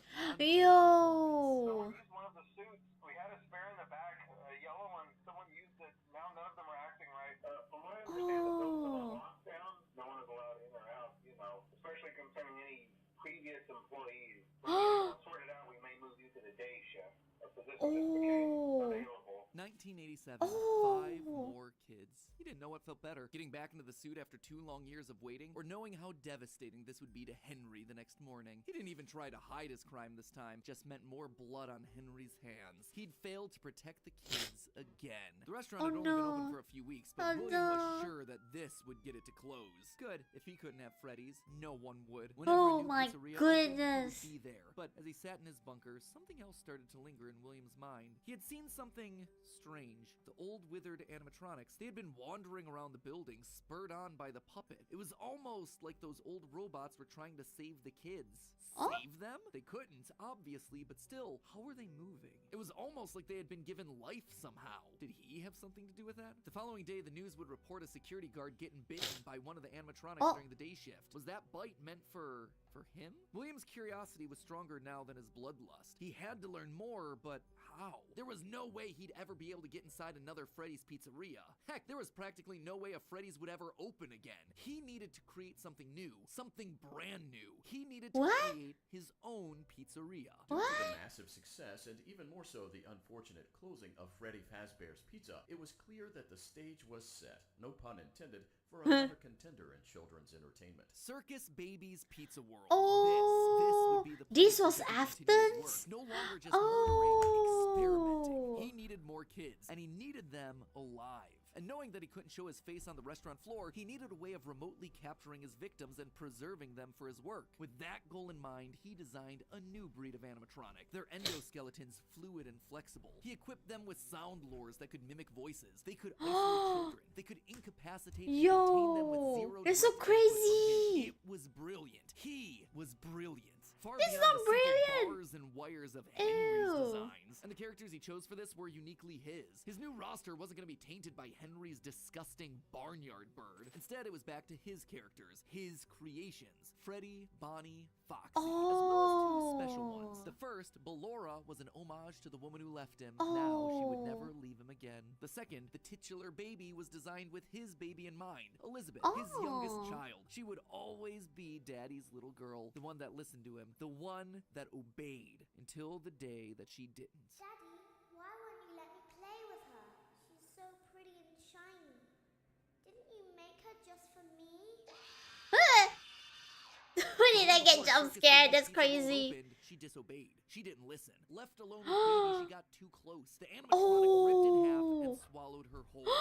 Scared and confused child fading into eternal darkness. By the time Afton found her, it was too late. She was gone. He immediately canceled the launch of Circus Babies under the guise of a gas leak. But wait, as he sat there at the foot of the stage, he noticed that something was different. The eye color of the robot had changed. Baby had been built with blue eyes, but now they were emerald green. The same color as Elizabeth's. Was she in there? Could this all be connected to the free-moving animatronics that he had seen at Freddy's? He had to know more. His mourning turned to excitement. He had to return to where it all started. 1993. Pathetic. This place was pathetic. Henry had clearly tried to reopen one final time with those old original animatronics from so long ago, but William's damage to the brand had been permanent. These things stank of death. They hadn't been washed in decades. But even if they had, nothing could wash away the stink of murder that haunted these halls. One night, then another, then another. William repeatedly snuck into the old broken restaurant to lure the living animatronics to him, one by one dismantling them, robbing them of their endoskeletons. The metal had to be the secret. It had to contain the remnants of life itself. But he had to know for sure. Leaping out of a room that was invisible to the animatronics programming, he dragged the oversized robotic skeletons back to his underground workshop. Back to where Circus Baby watched on with glowing, curious eyes. Eyes that somehow felt alive. Not knowing what else to do, William melted the robotic parts down. 5 animatronic endoskeletons reduced down to 1 silvery puddle of goo. Could he ask for this living metal? Is that a fast goo? He had to try. He picked up a syringe and filled it with the molten metal and injected the goo into Funtime Freddy's twisted, wiry endoskeleton. And suddenly the coils came to life. Like snakes writhing in a pile, what had once been cold, lifeless metal moved and jolted on its own. He'd done it! He had unlocked the secret to life itself. Except something was clearly wrong. The movements were erratic. They were violent, angry. Baby didn't act this way. She had been calm, collected. This was clearly something else. Something mindless and frantic. Perhaps by mixing the souls and then portioning them out, he had created incomplete beasts. beasts. He would need to keep testing to truly understand Oh it. He no, needed why would you more of keep this remnant. testing? As he searched the old pizzeria one more time for any remaining scraps of metal, the ghosts attacked. Oh, His past victims come to ghosts. collect their due, all led by Cassidy. The five lined up and blocked the door, and Afton's mind reeled. The scientific implications of this were incredible. Ghosts, real ghosts. Real They all ghosts. standing against him. But what could they do? What couldn't they do? He panicked as Cassidy approached. Ghosts, How do you okay, stop there's something ghosts that's already apparently. dead? Maybe with the thing that resulted in their death in the first place. He would get into his suit like old times. He would regain his power over them just like the day that they died. He was the genius. He was the one in the suit. He was the one in charge. The spring lock snapped into place. Maybe it was his frantic movements. Maybe it was the leaky abandoned restaurant. Maybe it was just fate coming to collect its due. He didn't know. The only thing he did know was that his brain was suddenly filled with searing white-hot pain as hundreds of metallic pins and gears stabbed into his body from all sides. All he could do was collapse. Blood slowly oozing out of the suit and pooling on the floor around him. It couldn't end like this. It wouldn't end like this. His work was unfinished. Unable to move, his only option was to survive, to live, to keep living. It took days lying in his own blood, but eventually someone found him. A security guard making a normal report. When he saw the animatronics torn apart in the middle of the party room floor, it caused him to file an immediate report of a break-in. An owner would have to come in and claim the damage. And Get who else that! would be other than Henry? Hope jumped Oh, in Afton's heart. Henry. Henry would see him. They were partners after all. He would be the one to help save him, to get him out of this suit, to relieve him from this tremendous pain. Henry entered the secret room. His eyes fell on Afton sitting there in the pool of red. And Henry, saying nothing, turned and walked away. Oh. Inform all employees that due to budget restrictions, the previously mentioned safe rooms are being sealed at most locations, including this one. Nothing is being taken out beforehand, so if you left anything inside, then it's your own fault. Oh shit. Family, friends, or insurance representative. And so there Afton would sit, hanging on for 30 years. 30 years? Trapped behind the walls with an iron will that refused to die. Can you even And do this that? part. I say this part because it's not a Can you even do that? era just yet, but this just felt like What? 30 years? He's in the spring trap suit for 30 years? That's crazy. Yo, he's built different for real, man. Yo, that's crazy. Oh my goodness. What? Oh, my mind is blown away. Damn. No eating, no water. Yes, what's the logic? Okay, I think he will be talking a bit about the logic loopholes, I think. He's pooping and he eats his own poop. Damn. a really solid stopping point. The episode has gone on forever. Okay, so most of this is things that we already knew, stuff that's been established and re-established time and time again by the games. That said, there are two things that I absolutely have to address. The first and biggest is the placement of sister location, or more specifically, Elizabeth's death. To me, evidence in game seems to suggest that it was meant to come before the crying child's death in 1983. The biggest clue to this is that the crying child saw something. Remember what you saw is the phrase that's repeated over and over again by psychic friend Fredbear, aka William Afton speaking through a walkie-talkie in the Fredbear plushie's stomach. But what did he see? Well, I think we can tell based on how the nightmare animatronics are visualized. They have mouths in their stomachs, just like Baby ripping in half at the waist to swallow a kid. There's also the empty girl's room, one presumably left behind by a dead sister. And lastly, it explains why he's scared, and more specifically why Afton wants him scared. He needs his kids to stay away from the animatronics. He doesn't want them getting too close because the last time one of his kids got too close to a robot, his daughter died. That's then why he sets up the nightmares, to scare both Mike and the crying child away from the animatronics from that point forward. That's why books like the Character Encyclopedia outright suggest that we play as the crying child in FNAF 4. That's why he has a nanny cam following the crying child everywhere, so he can keep tabs on his kids when they're out of his sight. He can't let another Elizabeth situation happen. The death of Elizabeth also gives William Afton extra motivation for killing. He's a grieving father. His daughter was taken away from him, so Charlie should die as well. He's lashing out at the world after losing his kids. And again, we know that at least one of his children had to have died prior to Charlie's death, based on the mound of dirt that we see in Midnight Motorist. It also allows circus babies to open and close earlier in the timeline, which is how you wind up with Funtime Foxy appearing as Mangle in the FNAF 2 location. Basically, Elizabeth dying first, has everything it needs to fit, except for the most important thing, the murder weapon. Why would Afton be building an animatronic with a giant claw in its stomach so early in the timeline? At this point, he just has no motive. It just doesn't make sense prior to 1983. At this point in the story, he hasn't killed anyone. And we know for a fact that the missing children's incident is 1985. So Elizabeth's death coming before any of those events just doesn't work. Hence why I placed it where I did in the narrative timeline. Afton's death here is also a bit tricky. We know that he returned to the FNAF 1 location to break down the original animatronics in order to harvest their remnant. We know that he melts down 5 things to become one thing. Candy Cadet makes that very clear. So the 5 things are the 5 endoskeletons from the various animatronics. That would be totally fine if it weren't for one huge problem. On his 5th visit to the pizzeria, Afton gets spring locked. So either the 5 becoming 1 starts in 1993, but then finishes 30 years later when he reemerges from the wall to add the last endoskeleton to his pile, or he's had himself some reason to return to the original location after harvesting all the stuff that he can. It's not ideal, but it's the one angle that makes the most sense. And with that, this next chapter comes to a close, thereby leaving us with 5 more games. Interesting. Therefore, you made it and just focus on your job. Yeah, Afton has no redeeming qualities, and I'm gonna just put this out here. Nobody likes him. Nobody likes William Afton.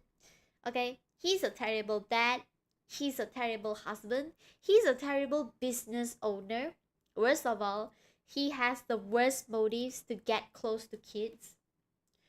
Does being a furry count? That is the only redeeming quality of William Afton. Okay, the reason why he is still alive is because he's in a furry suit. Okay, and that's how you know furry is good. I'm someone like Aston. Yeah, bro, like imagine like picking up engineering just to lure kids. Yo, this is like so borderline. Not even borderline. This is just dangerous. Okay, if anyone thinks like Afton in real life, I will be so scared and so anxious about our future in this community. Just being furry makes you immortal.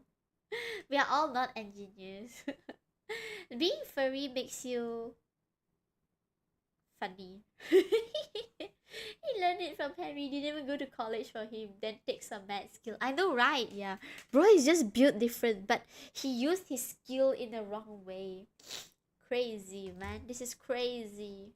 To cover, and another 40 plus years of Fazbear history to recap. Ooh, when you put it that way, something tells me that this might balloon into 4 parts. Ugh, we'll see. Anyway, until then, my Faz heads, congratulations! You've made it through a massive upload. And hey, if you are still looking for more to watch, then check out the other 5 we will be looking at the 3rd one.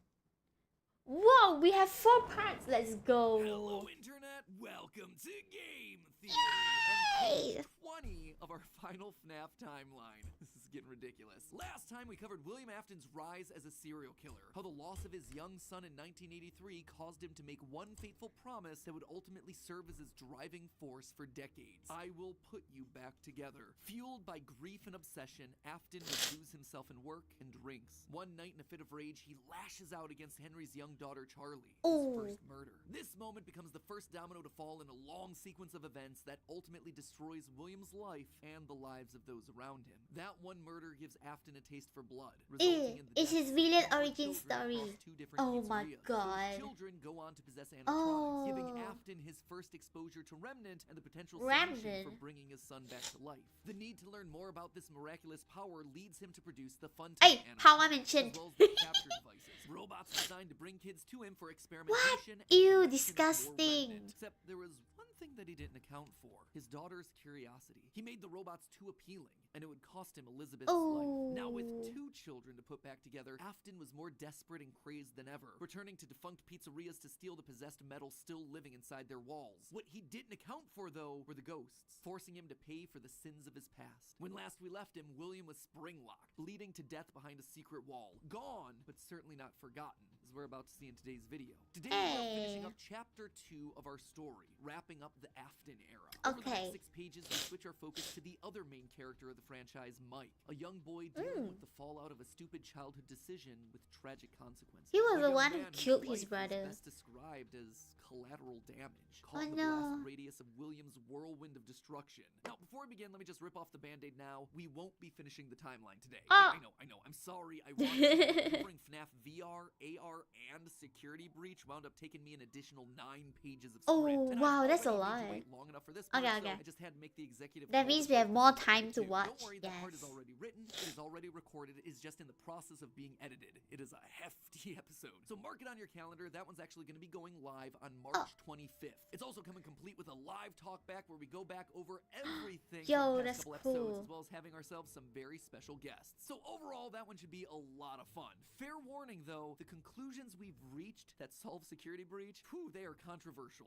I feel good about them. Like, I think we've locked in on a lot of the answers here, but whoa, they're gonna raise a lot of discussion. Let's just say that you're either gonna love that episode or hate it. I don't really think there's gonna be much in between on that one. Anyway, without any further ado, let's cover a chunk of the timeline that's a lot less controversial. Let's meet Mike. Mike, the elder son. William still wasn't back. Weird. Michael knew his father sometimes traveled for work, disappearing for days on end, but usually there was some sort of notice, a phone call, a post-it, something. It's not like Michael and his father were close, far from it. But as a household of 2 suffering men coping with years of tragedy and loss, there was at least some element of communication between the two. So we have They were Mike. united by a Okay, name let me and write it shared down. pain. This time though, things felt different. William had left nothing. His absence was longer. There were no check-ins, no updates, just silence. Something had happened. If there was one thing Michael knew about his father, it was that he had contingencies, safety checks, backup plans. His father was a careful and guarded man. He held his cards close to his chest, and as such, William had prepared him in the event that something like this ever happened. Normally, his father kept his home office locked, but in the event of an unexpected, prolonged absence, Michael had been instructed to enter his father's office Oh, and this look is in behind the an novel? empty set of shelves Yo. mounted in the corner of the room. Rolling his eyes, Michael entered the office. Never fully understood how William was able to spend so many hours of his days locked up in here. There was just nothing to do. Most of this place was empty. He dragged himself over to the shelf in the corner, expecting to find an emergency contact list, a family safety deposit box. But what he actually found there was completely unexpected. Father, Yeah. it's me, Michael. I did it. I found it. What? Right where you said it would be. The shelf swung open and revealed a giant industrial elevator. Huh? One that went straight What? down into an underground bunker. What? But that was impossible. What? Hidden inside his childhood home was a secret entrance to an enormous underground science lair? It didn't make any sense. Seriously, it didn't make any Yeah, sense. it didn't make any It sense. was mapped directly underneath the floor plan of the house that he'd grown up in, lost his brother, What? been tortured in. Michael thought that he'd known his father, a prideful, sad, angry man with petty everyday problems, but clearly he'd been living with a stranger this entire time. His father had secrets. Suddenly the days of William being locked inside of his office made sense. He'd been here the entire time. Where was here though? Was this Circus Baby's entertainment and rentals? The Circus Baby restaurant always did seem to be a deeply personal project for Father. A failure of his that cut unusually deep, especially after that first location had to be closed prematurely due to the gas leaks. After that day, Father really did seem to change, to lose himself even more in his work. Clearly the entrance he had found was some sort of secret back way into the facility, one that required crawling through vents to navigate. His father had been working here, but in secret. Why? And that's when he found her. At the end of the facility, Circus Baby. His father's pride and joy. Except something was different about her. She wasn't like the others. The way she talked, the stories she told. This wasn't just a robot. She was alive somehow. And not only was she alive, she also felt familiar. There is something bad inside of me. I'm broken. I can't be fixed. Will you help me? Was this Eh. sister? William's baby girl? But how? Why? What was this place? He dug around some old files and found blueprints outlining the features of these animatronics. Storage containers, voice mimicking, parental tracking. And was Yo. there a child in Freddy's stomach? Was his father What? collecting and experimenting on kids? Were all the rumors that he'd heard throughout his past actually true? That the animatronics came to life at night? That there were murders done in all the pizzerias? That his father had somehow been the prime suspect in all of it? Suddenly, Oh my Michael's god, this mind is flashed back to his crazy. persistent Oh my nightmares from god. childhood had he been experimented on too? Yo, this is so sick and disgusting. Fear and confusion filled his body. His father's secrets were pouring out. William wasn't just a lame, overworked father. He was a monster. Yeah. Life itself. He's a Suddenly, everything monster. clicked. He frantically looked around the room, blinking human heads on poles, Ew. staring back at him. Green eyes, Ew. his sister. Blue eyes, his brother. Closed eyes, his mom. All just staring expectantly. These were meant to be human. William was working down here trying to make believable humans, literally rebuilding the family that they had both lost. The small little girl robots with their British accents roaming the hallways. Why is he so scary? Suddenly took on a whole new context. Hello in there. Is this the same person? Were those Yeah. meant to be his Yeah. sister? A replacement for her? A clone? Was William building clones of his sister? They seemed to know him, after all, to react to his presence. They were all. Yeah. They didn't recognize me at first, but then they thought I was you. He always did have a bit of a resemblance to his father. Michael's mind reeled as the reality of his world crumbled to dust. No, he had to get them out of there. If this really was his sister, heck, if any of these things were human, souls, whatever remnant of the humans that they once were, they needed to be rescued. They always put us back inside. There's nowhere for us to hide here. Led by the voice of Circus Baby, he marched through the now empty halls of the Funtime Auditorium. He would lead them. He would protect them. And finally, he would be able to forgive himself for the killing of his brother so many Oh years. no. Scooper? You are in the scooping room now. The Scooping scoop only room. hurts for a moment. The violent extraction arm? Violent extraction arm? Michael had seen that one in the pile of blueprints. Something about heat rendering the What? magical Wait, stuff what? I want to inside read it. useless. Okay. Remnant reservoir. When heated, no observable motion. Keep in heated tank at sustained temperature. Substance should be malleable but not more. There's a possibility that overheating might neutralize the effects permanently. What? He got scooped? Is he gonna get scooped? Oh my god. Oh my god. No. Get scooped? No, man. In reality, No. prior to getting himself spring-locked and put behind the wall, William's methods had become increasingly sophisticated. With a mechanized arm that could infuse new What? bodies with the soul, William could finally give and take away life. The only thing he needed were the bodies. But Ain't no William way, wasn't man. the only one looking for bodies, as Michael was about to learn. But if we looked like you, then we could hide. If we looked like you, then we would have somewhere to go. Huh? Michael was going to be the hero Huh? to help these animatronics, all right. He was going to help the haunted tubes and wires of these animatronics escape, just not in the way that he anticipated. His sister had lied to him. Another game of pretend. The scooper plowed forward, digging its extraction arm into his back as he heard his bones ripping through his flesh. He got deballed zaps. Something's wrong with me. I should be dead, but I'm Ay? not. Huh? Several months, Huh? Michael's life was not his own. He was forced to comply with a tangle of wires and spirits that lived inside of him. His body felt like an overfilled balloon begging to burst. Day by day, week by week, his flesh began to sag and discolor. He was a Ew. walking, talking, rotting corpse, alive, but wishing he wasn't. He was a puppet, a walking shell. Ew. And while he Oh, did his best to conceal his no. fate, there was only so much a man filled with robot spaghetti could do. The Robot empty in his spaghetti. innards would eventually leave, Ugh. but by that point, the damage had been done. His decaying flesh stank, turning him into a literal purple guy. Purple Still, even guy. with no bones, even with rotting purple flesh and begging to die, Michael continued to live. That silvery metal ring How? injected by the scooper meant that he couldn't die. Oh, His anger what? also refused to die. What he had seen down there in his sister's location had rocked him to his core. His father had killed and captured dozens. His experiments had killed his sister and then tortured him throughout all his childhood. He was actively trying to build human replicants. He didn't know where his father Yeah. was, but Michael knew that he was out there somewhere. I've been living in shadows. There is only one thing left for me to do now. I'm going to come find you.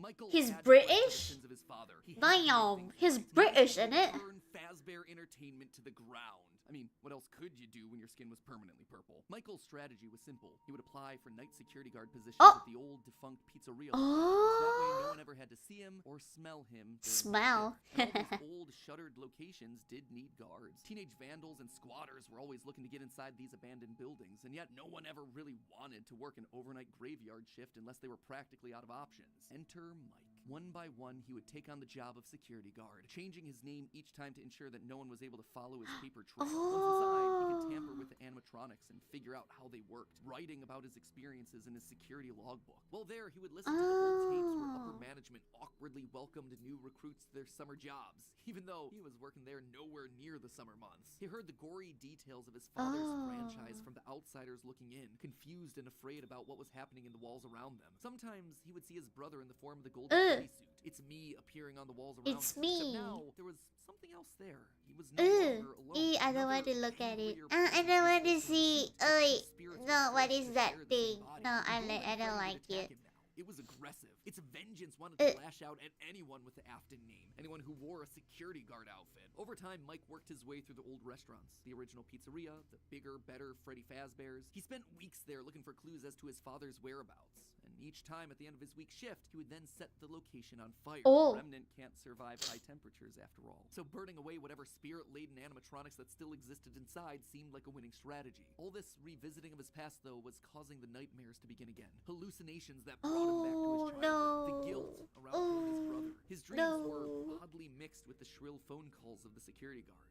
But it would all be worth it in the end. The goal was to eventually stumble across the one location, the one job that would finally reunite him with his father. Little did Mike know that that day would come sooner than he expected. 2023, an advertisement. What is that image?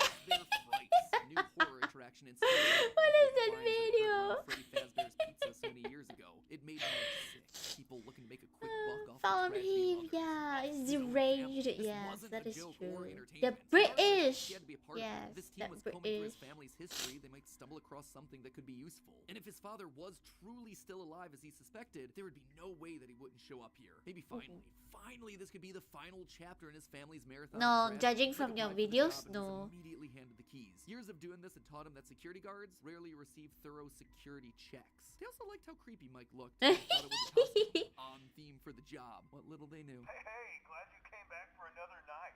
I promise it'll be a lot more interesting this time. For weeks, there was nothing. But just as Mike considered giving up, he received the call that he'd been waiting for years. You're not gonna believe this. We found one. A real one. Could this finally be him? Sure enough, there he was. Wearing inside his iconic golden Bonnie Springlock suit. Only now it was green and decaying with age. And there they were. A small family of broken men finally reunited. Disgusting. It's been a long time, Dad.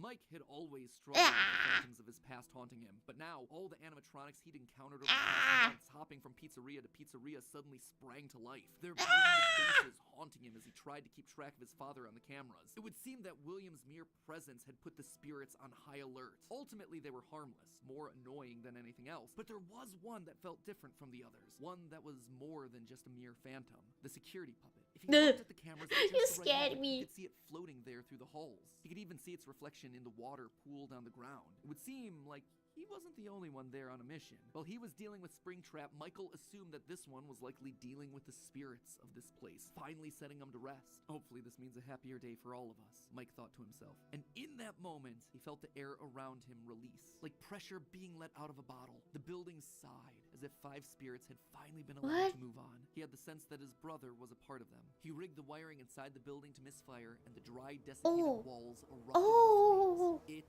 is finished. Except it was God damn somehow it. through sheer force of will. I'm feeding Twilight. Welcome to Hannah's stream. Welcome, Mike would welcome. need to find Sorry, a way I'm to looking finish at off the his video. father. I'm One focusing, that would locked present in. itself later that year. Not from Mike, but from another victim that had been left in his father's wake. What? We're talking about becoming a Fazbear What? Entertainment Who? franchisee. Restaurant ownership and management. Something almost anyone can do with a limited degree of success. You are now the face of the newly rebranded Freddy Fazbear's Pizza. Fazbear Entertainment as a brand had been closed for years. William had been stuck in a suit and a wall. The only person who legally could bring the franchise back was Henry, but he'd largely pulled out of the franchise around the time of his father's disappearance. Something was up. Surely this had to be some kind of a trick. What? Mike, doing what he did best, applied for a franchise and immediately got the job. There was just one thing out of the ordinary. Paragraph 4. If you are playing this tape, that means that not only have you been checking outside at the end of every shift, as you were instructed to do, but also that you have found something that meets the criteria of your special obligations under paragraph 4. No employment contract he'd Paragraph ever 4. signed required him to keep special lookout for independently moving animatronics outside the restaurant. Now he knew something was up here. Henry was luring them all back. Rather than trying to go to them, like Mike had done for years, Henry was doing the opposite. He was putting them all under the same roof. He was finishing them off for good. Mike knew this wasn't meant to be a restaurant. It was meant to be a prison, a containment vessel, a locked box How? meant to trap them all in so they could finally end the madness. Also, you want to A few trap minutes, all of them eventually and everyone was burn there. them? His father, the puppet, the robot spaghetti Robot that had once spaghetti. violated his body, and his sister, now hopelessly devoted to serve the man that had once gotten her killed. It was time. He had been instructed to seal the doors and leave, but while he locked everything down, he didn't move on. If this was truly meant to be the end, if the remnant needed to be washed away, he needed to be a part of that. This is where your story ends. And to you, my brave volunteer, who somehow found this job listing not intended for you, although there was a way out planned for you, I have a feeling that's not what you want. I have a feeling that you are right where you want to be. And to you monsters trapped in the corridors, be still and give up your spirits. They don't belong to you. For most of you, I believe there is peace and perhaps more waiting for you after the smoke clears. Although for one of you, the darkest pit of hell is open to swallow. Yeah, for you, you little bitch. Bitchy villain Aston. Afton Legacy died with all of them trapped inside of a literal box. As the flames danced around the office, Mike, for the first time in decades, was happy. But William wasn't gone yet.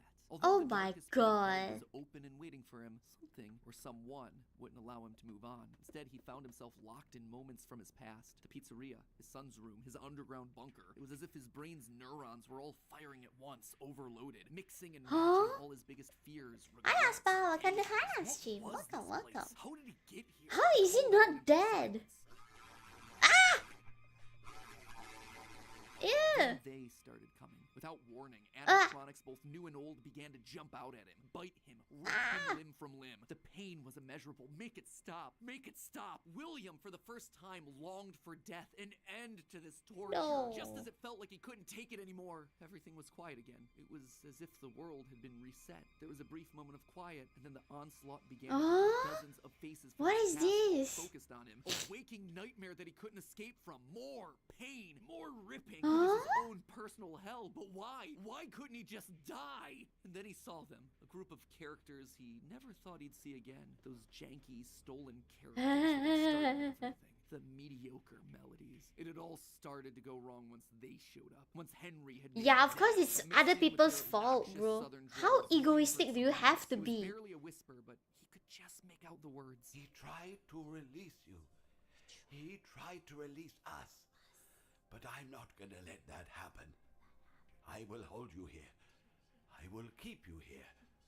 No matter how many times they burn us. That voice. He knew that voice, but from where? Ew. Cassidy. He shouldn't have killed. Cassidy. He'd done a lot of awful things, but there was always the one that stood out. Not Charlie, his drunken act of revenge. Not Susie, his first true murder. No. Instead, it was the one that he had lost control with. The one that he had broken beyond repair for no good reason other than because he could. The one that he'd stuffed inside the golden bear that his partner used to wear. Cassidy. They were back, and now they were trying to punish him, to make him suffer like he made them suffer. It was almost like William and Cassidy's souls had been locked together, fused by a collective rage and spite, each refusing to move on. But while Cassidy was so focused on taking revenge, they actually did the one thing that would be the downfall for so many others. They kept William alive. Even though fire should have destroyed the remnant that was coursing through his being, Cassidy kept William breathing, paving the way for his escape. William's will was so strong, his soul so powerful that he managed to put a part of himself inside the circuitry that housed the spring-locked suit. And there, his consciousness lay, inside a single circuit board, waiting for someone to find him and set him free. A person that no one would suspect.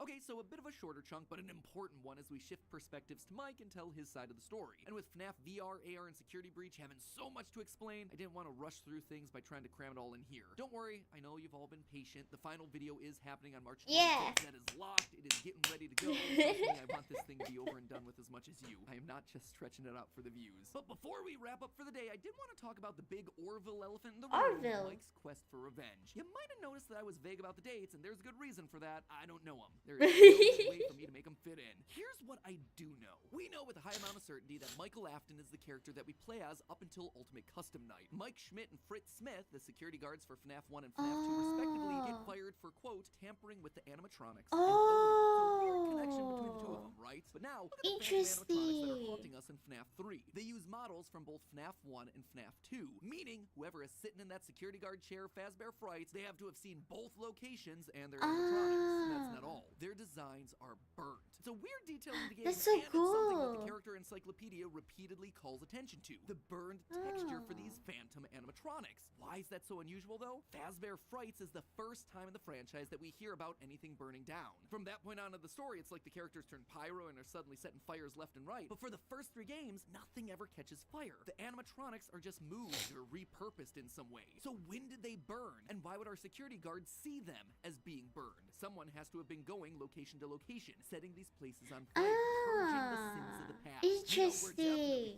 Yeah, this is so cool. FNAF 6 based on the in-game dialogue. And in FNAF 4, there's an Easter egg where we can hear the phone call from Night 1 of so FNAF cute. 1, meaning that whoever's in that bedroom has heard the recording as a security guard. We also know that Mike has seen the nightmare animatronics based on his drawings in the security logbook. So overall, there is solid evidence that connects all of FNAFs 1 through 6. You'll also notice how the character encyclopedia doesn't have a page for Mike Afton. This thing has a page for Chocolate Bunny Bonnie, but not Michael. Some tells me they don't want us to confirm how many games he's been in, because that would confirm too much of the theory. In short, that's this so gives us an cool. incredibly compelling Yeah, this is so narrative. cool. Mike as our protagonist and William, his father, as our antagonist. Mike accidentally kills his brother in Fredbear's mouth, which begins our story and sets William down his pathway of destruction. Mike is then haunted by the guilt of his past and is looking to make things right across the rest of the games. In Sister Location, he learns what his father's been up to and realizes what he has to do to correct it. After failing to finish the job in FNAF 3, he ultimately helps Henry end it all in FNAF 6. It is great. It is a clean narrative. This There is just nice. one problem,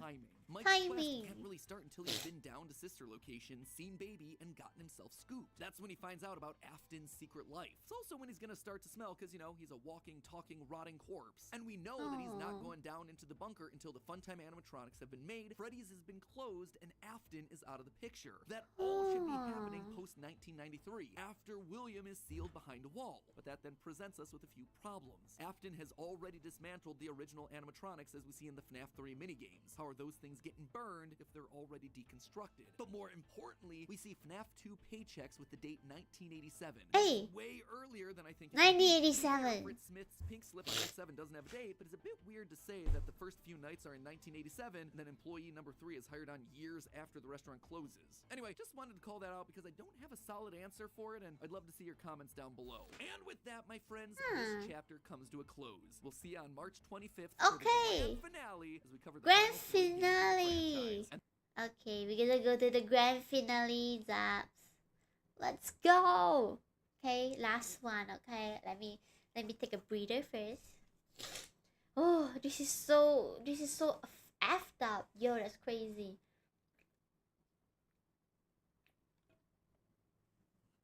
Oh, Zeno has to go. Bye bye, Zeno. Good night, Zeno. Thank you for joining us and watching the FNAF game series together. I hope you learned something new. EP zapping. Good night, Zeno. Good night, good night. He changed as he makes more games, he adds more lore. Yeah. So like he didn't fill up the plot holes that he did back in the first few games. He added more plot and then the plot hole just gets bigger and bigger. That's why it gets messier. But honestly, right, like the game theories, MatPat, they did a very good job in cleaning the theories up. You know, they did clean up a lot of things. So props to them. Nice. Okay, last video. This is so long. Internet, welcome to Game Theory, and the final part of my FNAF timeline, where today we're bringing our story to a close by talking about the most complicated and controversial part of the timeline, the part that I've been dreading most of all, the end. The moment where we're finally forced to come to some definitive and difficult answers trying to explain what the heck we were watching in Security Breach. The last 2 episodes have been about death. The death of Afton's family, the deaths of multiple children, the death of the franchise itself as Mike and Henry figuratively and literally burn it all down. Today's episode, though, show and the current end of this franchise is instead all about Rebirth. the return of old Hi, characters in new Jochel. forms, and the Welcome to controversial Hannah rebirth of stream. a franchise. Yeah, and we're bringing just back watching the era of ultimate story. timeline But before from we hop into the Game timeline, due Theory. to scheduling conflicts, I won't be able to have any live talk back after this episode. I know, I promised one, I was really excited about it, but I just couldn't make it work with my schedule and all the other guests' schedules. That said, I still do plan on doing one over the coming weeks with special guests. Just make sure that you're subscribed and either have all notifications turned on, or you're just watching our community tab for the announcement as to when that's gonna happen. And now, without any further ado, we finally reach the end and a new beginning to our story. Okay, let's go. Post purple guy. Fazbear Entertainment was dead. There is no need for you to return to work next week, as Fazbear Entertainment is no longer a corporate entity. All debts were paid, all assets redistributed. The company was outright dissolved. Even the memories of the horrors that had happened there started to fade away in the public consciousness. The people were gone too. William was dead. Henry was gone. A whole generation of young Emilys and Aftons had lost their lives to the horrors of the pizzeria. All of them collateral damage to the man in the bunny suit. Everyone the company had ever touched was dead and gone. You don't scare me with the sound. All except one. Pay your child support, you deadbeat! I'm keeping the diamond ring. The wife? Set the house on fire! Clara Afton. She'd been there back when things with William were good. They'd had the perfect home, a thriving business, the ideal family. But shortly after their The wife started to change. William had become distant, lost in his work, obsessive. She had watched him change from this irritatingly brilliant man that she had fallen in love with to a drunken monster struggling to hold himself together. And despite her trying to reach out to him in those desperate days, he was just too far gone. Nah, stop singing the song with this creepy music tone. Shut the freak up, woman.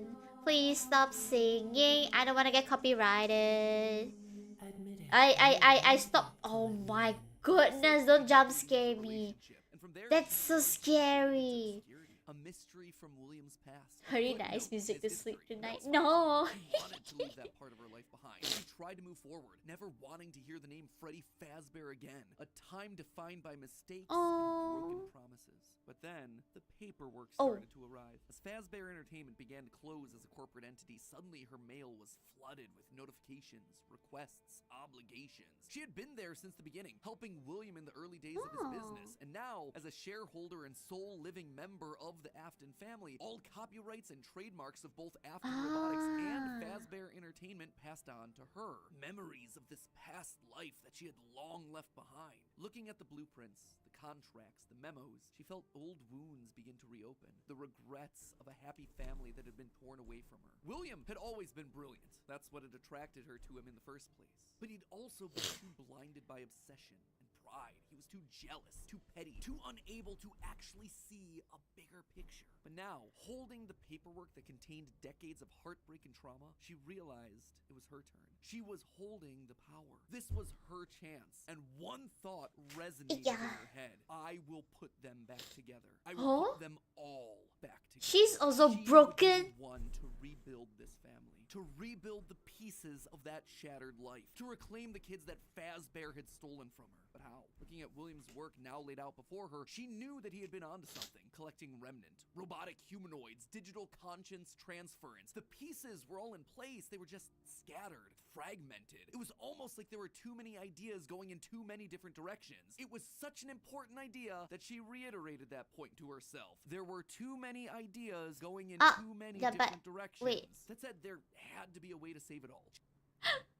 My earphones suddenly don't have any sounds. Wait, give me a minute.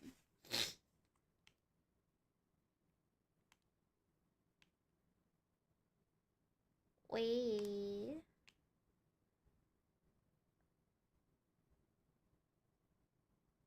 Huh? My headphone is not working. She just needed to Can you hear the sound? Can you hear it? put it all back together. You can hear it, but I can't. What? How come? Hey, yo, this is not fair, bro.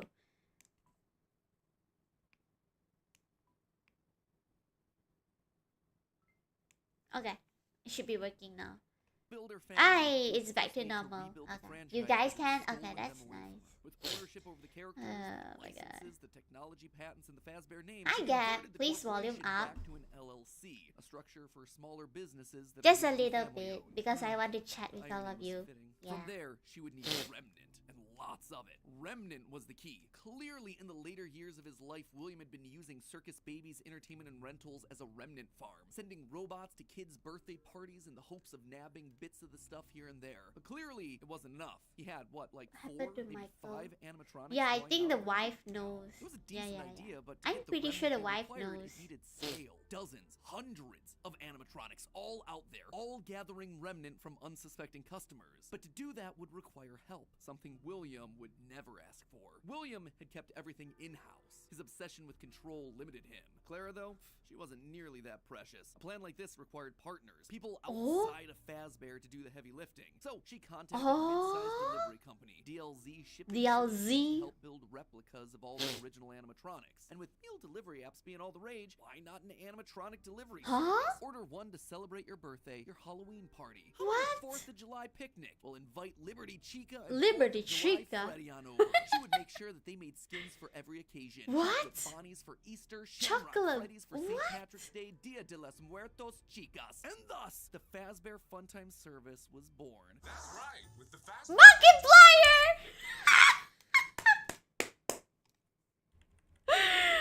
Oh my god, my Oshi, my Kami Oshi Markiplier Chan is here. Oh my god, what a day to be alive. Okay, just me here sitting, chilling, listening to one of my favorite Oshi, MatPat Chan, talking about FNAF, okay?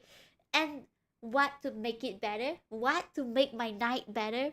Markiplier Chan, my Kami Oshi, my one and true love of all horror games. Oh my god, Markiplier Chan is here.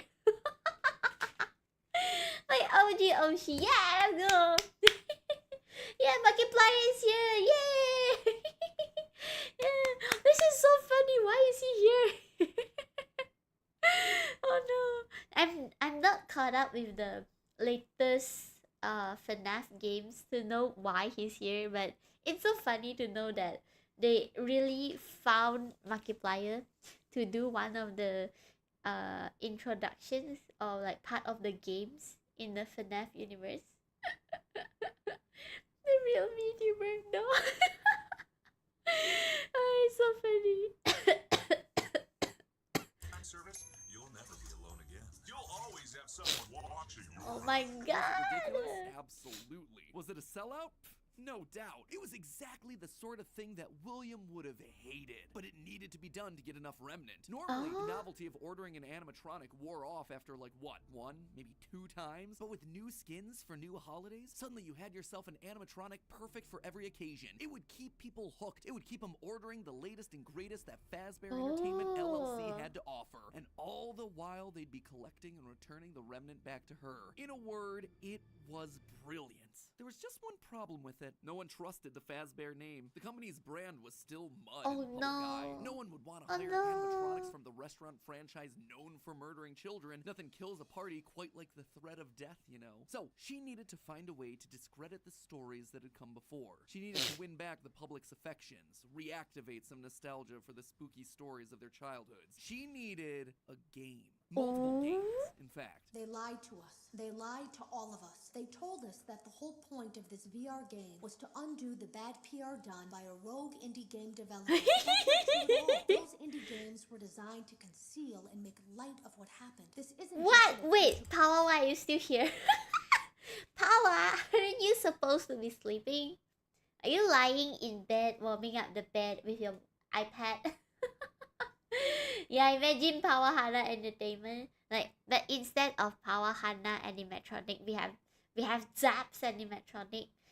Imagine having a Zap Animatronic like this, like the Fazbear Animatronic, and then you have the Zaps one, like this, like this, and then it's just big and wonky, okay. And then you have the bow tie. Can you see what I just drew? Ah, you can, okay. And then they have like this, okay. Then you have the legs. I don't know why, but the animatronic legs are like this.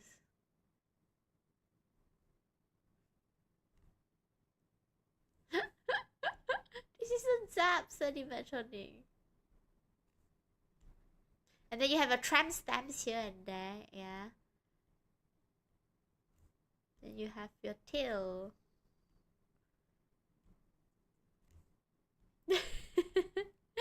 And then you have your ahogi. Yeah. See? And then you have the... And then we call this the fun time zap. It's the zap. Yeah, cannon. Let's go. Yeah. Oh, Pawwa is here. Pawwa is here. Say hi to Pawwa, by the way. Yeah, Pawwa is here. Yep. Thanks for implanting the idea into me. Yeah, thank you, Pawwa.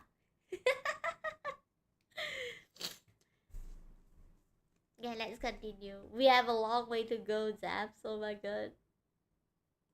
To rebrand. It's an elaborate cover-up. Struggling game developers Cover were a up? dime a dozen online. Oh yeah, for Working the on death. their Yeah. magnum opus between shifts at the Dollar General. So she found one. Steve. Just Steve! came out of obscurity. Who is Right mix of Steve? Desperate and doofus, willing to say and do Chicken anything for lava? a couple extra Lava bucks. chicken? He fell right in line, as expected, delivering stupid little things with dumb generic names like Mangle's Quest, Balloon Boy's Air Adventure, Five Nights at Freddy's. Bad gameplay with even worse graphics, but hey, they got the job done. People were suddenly talking about the clues inside of these things, searching for the hidden lore. They were actively making jokes about dead kids at pizzerias. Her husband's twisted history of serial murder had suddenly been reduced to a mere Nancy Drew mystery to be solved. The plan had worked. Freddy Fazbear That's so was suddenly cool. more popular than ever. Things were going shockingly well. Her takeover and reboot of the franchise was full and complete. Suddenly infused with cash, she built the largest, most ambitious project yet, the Mega Pizzaplex. William had always been Security big, breach! but always thought so small scale. He was careful to a fault. Not her though. She knew that this latest project needed to be big. It needed to be Wow, this is flashy. It needed to pretty. be a palace for children, a place that got people talking and checking out the latest in Fazbear products. So with a steady Whoa. supply of remnant flowing in, it was finally time. The stage was set. It was time to get to her real goal, literally rebuilding a family. Ah, don't scare me. March 2035. 35? The crying child, her little boy. How the one old that are you, was first to woman? get ripped away from her. She'd seen down in his bunker that William had gotten very close to replicating artificial humans using animatronic technology. So that's exactly what she would do. Rebuild her boy from the ground up using robotic parts. His shaggy brown hair, his favorite striped shirt, even down to small details that no one would notice, like the band on his left knee. William's research had even found ways of making animatronics that could bleed and process food, making them Ew. virtually indistinguishable from a typical human. He would never have any idea of what he actually was unless he was explicitly told. The only things that could possibly ruin the illusion were any overrides to his internal systems. If something were to, say, interfere with the cameras that he had in his eyes, or cause some sort of a core reboot to his hard drive, or x-ray his metallic bones, then yeah, he would be exposed. But otherwise, to the outside world, he was just your typical, normal human boy. She worked down in the bowels of the Pizzaplex, giving him life, but it was one thing to build him, it was another to help him remember his identity. He died so young, so early in their history that there was no preserved memories for him, no documentation that she could just download into his digital brain. So bit by bit, she trained him, forcing him to remember who he was. In a corner of the room, she even made a makeshift dinner table, a reminder of their happier days. The family recreated: 2 brothers, a sister, a father, and the mother at the head of the table. The one in charge, the one in command, the one bringing all of this to fruition. But his progress was admittedly slower than she would have liked. At first, he could only communicate through simple ones and zeros, then rudimentary drawings and crude letters. But bit by Yum. bit, images of his past life started to come through. Balloons, colors, houses, bears and faces, birthday parties, all for me. Gregory was alive. Gregory? Embraced her, she felt a warmth that she Gregory is a robot? This Yo. was the joy that she'd been working towards. This was what it was all for. Her son, back in her arms again. I didn't know Gregory's a... What? Next was William. If the family was truly going to be put together, she would need him. And she knew exactly where he was, in the ruins of that old Freddy Fazbear's pizza place where Henry had trapped him. In fact, that's specifically why she insisted on building the pizzaplex there over the sinkhole. It was the best place to hide what her true intentions were with the entire Oh, so operation. she's Digging evil through the wreckage, she found also. him. He was right where she thought he would be. Oh. Seeing the putrid shell of the Springtrap suit, though, was not something she was prepared for. The rotting corpse of William Afton was disgusting. Ew. Scorched flesh fused Ew, with the fur-lined, ew, hollow ew. black sockets where Ew. eyes once were. A smell that Disgusting. reeked of burned carbon and bloody iron. He was no longer flesh. It was just the tangled sinews of a creature that was once called human. How far this brilliant man had fallen. It was clear that her work was cut out for her on this one. Afton was practically lifeless. The man may not have been able to die, but he was about as close as you could come. And his body would need a lot of reconstruction. Replacement arms and endoskeleton reinforcements were the top priority. Maybe pulled from their new line of glam rock animatronics. She'd have to see if they had any spare Bonnie parts lying around that they could steal. In the meantime, though, she threw the husk that was once her husband into a life support pod infused with aerosolized remnant to help keep him stable. But more important than recovering his body was recovering his mind. In his current state, he was comatose, an empty shell. Severe brain damage starts at temperatures over 108 degrees Fahrenheit. Oh, 40 it's a degrees scientific Celsius, and thingy. years of repeated fires had burned his brain to goo. Gone was the brilliant, frustrating mind that had drawn her to him in the first place. But she had a plan. Unlike her darling boy Gregory, Afton had found ways to record his consciousness. Fundamentally, the brain is only a series of electrical connections after all, so why couldn't you replicate that in the form of a standard circuit board? In essence, you could create a digital consciousness. And one thing she knew about William, he was nothing if not cautious. A planner. Someone who had backup plans to his backup plans. And sure enough, there it was, buried in piles of old animatronic CPUs, a record of Yo, Afton himself. AI waifu. Someone was definitely here during the night. It had to have been the client. I mean, they sent us that stuff in the first place with no explanation, told us to scan it, said it would expedite the process so we wouldn't need to program any pathfinding ourselves. Unlike the other games that she'd paid to have made in the past, this one had a different purpose. This wasn't about PR, it was about getting William back on spreading his virus to Yay. You acknowledge that Fazbear Entertainment is not responsible for accidental digital consciousness transfers. What is that? Of digital characters. She hired a new developer, Silver Parasol Games, to scan the boards and bring her husband into the system. And because of the immersive nature of VR, William's consciousness would be able to merge with the player, giving him a new body, a new agency. There was just one complication. Afton's hold wasn't as powerful as she had hoped. He wasn't able to gain complete control. The first trial run, Jeremy, was so desperate to escape from his grasp that he sliced his own face off with a paper clip. Messy. Afton's followers were reluctant, to say the least. But it was the second attempt that looked like it had the potential to kill two birds with one stone. Enter Vanessa. Mrs. Afton wanted a surrogate daughter. Her darling Elizabeth would have been a young woman at this point if she had lived. And Clara wanted someone who wasn't Elizabeth but could be just like her. Could she have just rebuilt her like Gregory? Sure, but she decided against it because she wanted an actual human mother-daughter connection. Well, that, and it would be redundant and narratively unsatisfying to have two robot kids in the same family. What could she say? William had put a lot of tools on the table for her to use, and she was planning on using them all. Plus, Elizabeth I haven't had always write been that so down. loyal to Gregory Dad. is a It was robot. time to give her a second chance, a true choice. And Vanessa seemed to be the perfect candidate to fill the role. Your dad's name was Bill? Your dad didn't play fair,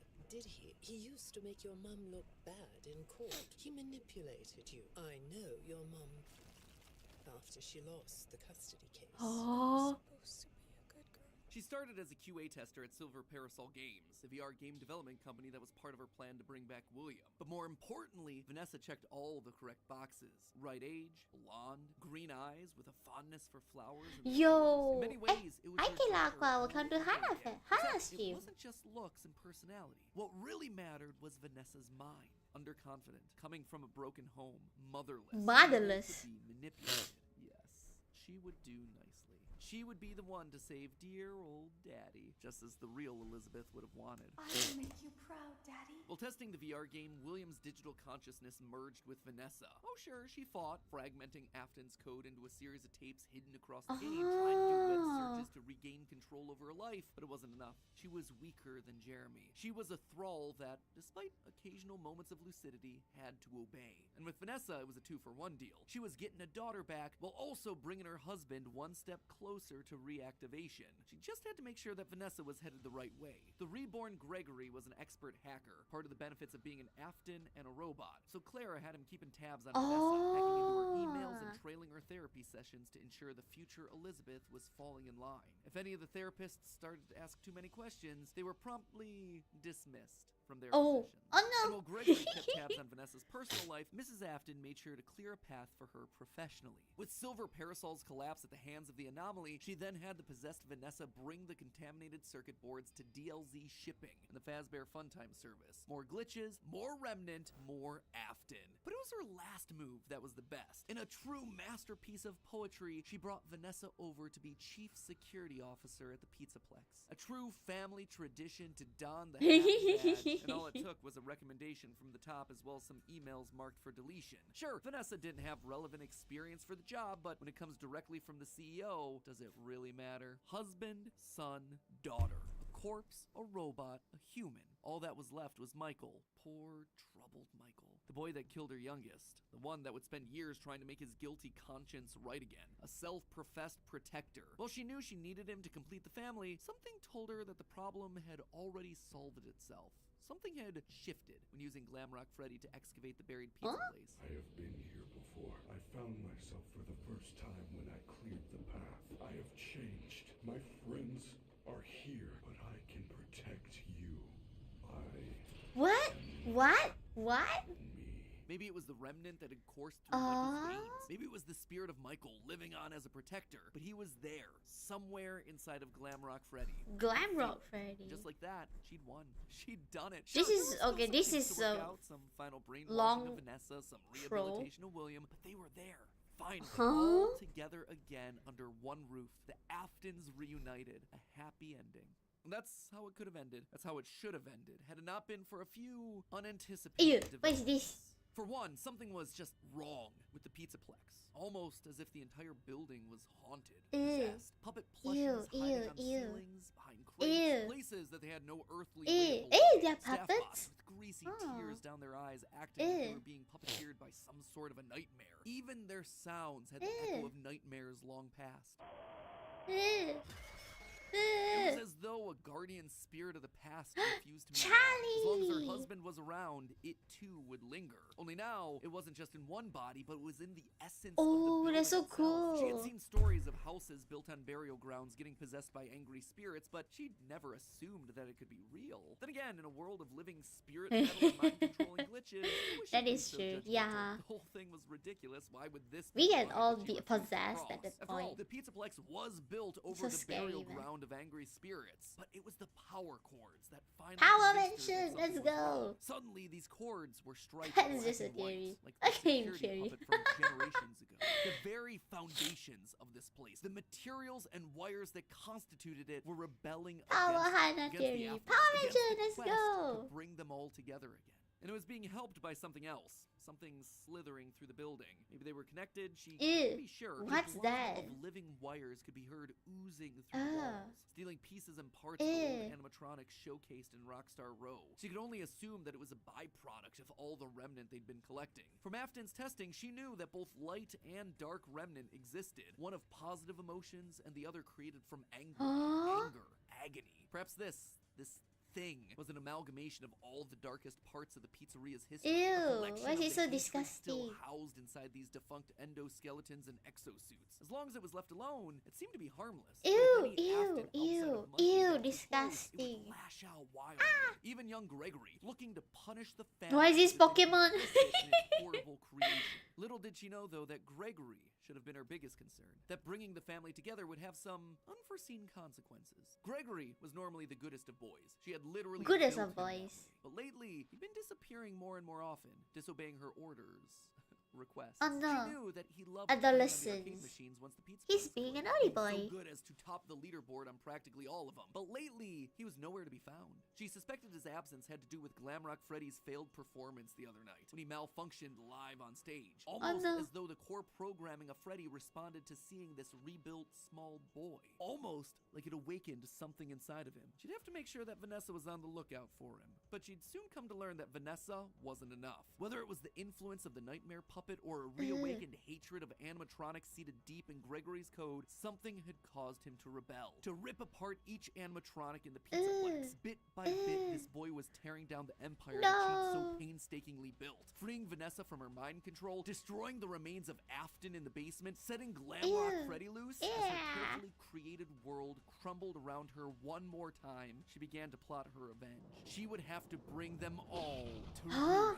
And there you have it, my friends, nearly a decade in the making, my FNAF timeline for where the franchise is here in 2023. The year of Fast 2023? As always, it wouldn't be right for me to finish without going over some of the more 2023? that I just handed out. I Oh think we my can all agree that this goodness, this is so long ago. So let me just break He's down a some rebellious major teen. points. Yeah. First of all, the biggest swing of this episode, and obviously the one that everything else rests upon, Mrs. Afton being the CEO of Fazbear Entertainment LLC. Here's why I went with this route. Now, first and foremost, the head of Fazbear Entertainment is the single biggest mystery that we're meant to solve at this point in the lore. The ultimate guide. Yeah, they brings didn't up mention. repeatedly who's running the show, Yeah. who's okaying these decisions. And in the security breach memos, we get multiple mentions of someone manipulating things from the top down. Whoever this is, they are the person driving forward every other facet of late-stage FNAF lore here. They're the puppet She's the master who's hiring the indie dev. They're the ones relaunching the brand, building the Pizzaplex over the burial ground. So everything at the end of the timeline relies on this one singular answer. Now, as I see it, there are two possibilities here. One, an adult robot Elizabeth, like we see older versions of robot kids in the fourth closet, or Mrs. Afton.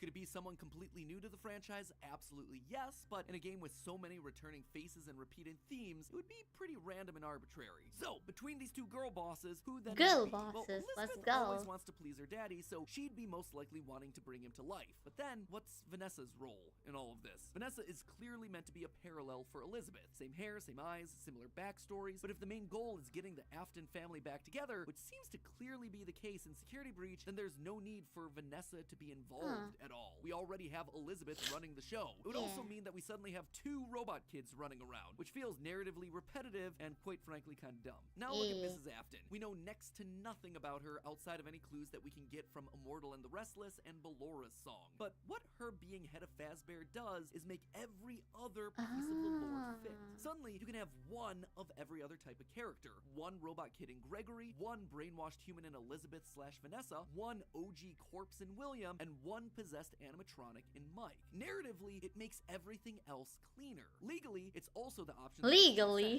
sense. As I call out in my narrative, she'd likely have some stake in the original company and all of its assets. So as Fazbear folds as a company, I'd suspect a lot of it would return back to her. But there was one clue that really sold me on this particular direction, and that was this right here, in the post-it room. Well, The that's a lot of favorite lore post-its. central of Security Breach, a dinner table scene with the whole family, including the mother. And not only is she there, she is at the head of that table, the position of highest honor and responsibility. She is the one in charge, with William being relegated off to the side. That one scene shows that we have to include Mom in there somewhere, and the only place it makes sense for her to be is at the top. Now, there is one big dilemma with my interpretation of this all is this. actually The Ultimate Guide spy. really seems to point out that the head of Fazbear doesn't want the glitch trap virus to spread. They call out one particular email in FNAF AR where the lead Miss team calls a cease Cuento. and desist to all action about scanning the circuit boards. And even in FNAF VR, we're told that the circuit boards get stolen back by the client, presumably once they realize what danger is on there, trying to stop glitch trap before he spreads and gets out of hand.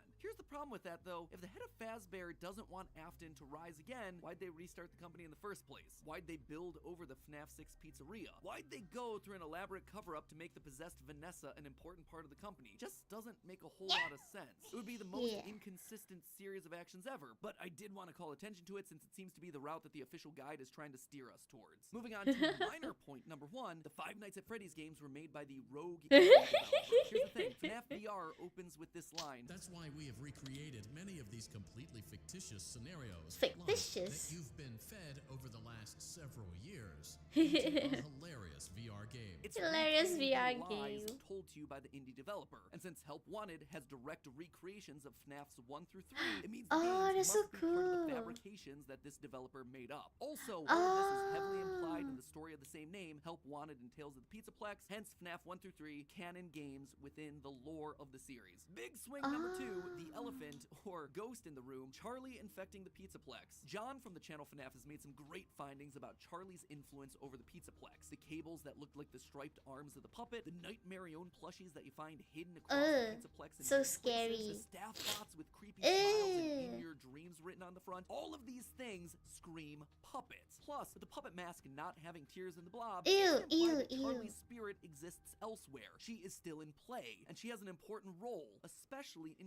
In the Gregory's post-it room again. The doors to the post-it room in the game's code are called Charlie doors. And Charlie inside, you see door. a bunch of lit up nightmare staff Ew. bot heads. Suspicious to say the least. The channel ID's Fantasy did a great theory looking at the post-it notes, concluding that the crying child slash Gregory isn't alone in this room, but rather might be communicating with someone. A spirit. Oh, Charlie's so spirit seems to have pulled cool. a poltergeist. Instead of controlling one thing, she's affecting a lot of little details, foundational elements of the Pizzaplex. And this isn't the first time that we've seen this in the franchise either. We've seen spirits communicating with people through physical writing in the survival logbook. So we know that this is an established means of spirit communication within this franchise. And I suspect that to some extent it might be Charlie's influence making Gregory go haywire. Which brings me that's then so to my final cool. and probably biggest controversy in recent FNAF history, Gregory as Patient 46, the What? evil robot mastermind. What is Now, that? I know when I first came out with this theory a year ago, people were mad. But here's the thing, you don't have to take my evidence points for it anymore. The recent Tales from the Pizzaplex story, GGY, basically goes and just outright proves it. In GGY, we find out about a boy named Gregory who's getting all the high scores in the Pizzaplex arcade machines. When therapists start to go missing, it's confirmed that GGY is the one that's working to bump him off. And when animatronics start getting corrupted by a mysterious glitch, So he's GGY's bad. letters are found inside the code. He's He a even chooses the virus. code named Dr. Rabbit, for crying out loud. But obviously, by the time of security breach, Gregory is working against Burntrap, Vanessa, and the animatronics. Why? How? Well, it's not really clear. I tend to believe that something must have happened to cause him to either lose his memory or be reset in some way. Maybe it was Charlie talking to him in his post-it room. Maybe he hit his head. Maybe it was the connection that he made with Mike on stage in Glamrock Freddy. Not exactly sure, and I don't think we have enough clues to solve any of it yet. But it makes sense from a story perspective why he'd start off evil on Afton's side and then switch to trying to destroy him and not knowing who he is in security breach. And with that, my friends, I'm wrapping this thing up. Congratulations, we are on page 40. So he was bad and then he 42,000 turned to words of FNAF, good. baby. Oh, I Practically see. just wrote myself a Tales of the Pizzaplex short story. Have I answered everything? No. Does everything fit cleanly? No. Oh. Does it feel like the best and most cohesive narrative for all these characters that addresses most of the evidence we're given? Yeah. For me, honestly, it really does. And let's be honest with ourselves, the DLC will probably come out later this year and probably won't be the first time. Then comes the movie, whatever. My descent into madness continues. Regardless, I am so proud of this. This was a massive undertaking. Oh my I'm so proud of all the goodness. editors who have just destroyed the editing across all 4 of these installments. You guys are the best. Thank you for pushing through on 20+ minute uploads. You are unreal and your talent is unrivaled. I'm so lucky to work with you guys every single day. And like I mentioned before, keep an eye on the channel for an announcement regarding a talkback live stream with some special guests. Was I right? Was I wrong? I want to hear your feedback. So that one's coming up soon. And with that, my friends, We can finally its rest. demons with one final reminder that it was all just a theory. A game theory. Thanks for watching. Hey, a game theory. PNG tuber, yeah. MatPat is the OG PNG tuber. Hi, Andomin. Welcome to Hannah stream. Yeah, let's go. We finally finished the entire timeline. Okay, wait. Okay. We did a great job, Zaps. We did such a great job. Wait, let me show you Zaps. All the notes that I jotted down. Ta-da! I made notes, okay. I am very patiently listening. I am very patiently jotting down notes, yes. I even have wisdom of the day. When one has needs, one has no limits. I was serious. Yeah. So, okay. TLDR. William Afton is an asshole. Yes, this we can all agree. Okay, William Afton. Yeah, more like William Aston. Okay, I'm gonna write down weird quotes here. William Afton. Yeah, William Afton. No, more like William Aston. Yes, let's just remember it. It's just a game theory. Yeah. And then like I think he has some issues, man. He has issues. Oh my god. Yes, yes, yes. Like he was the reason why his kid died. He was the reason why his wife went crazy at the end and decided to resurrect everyone.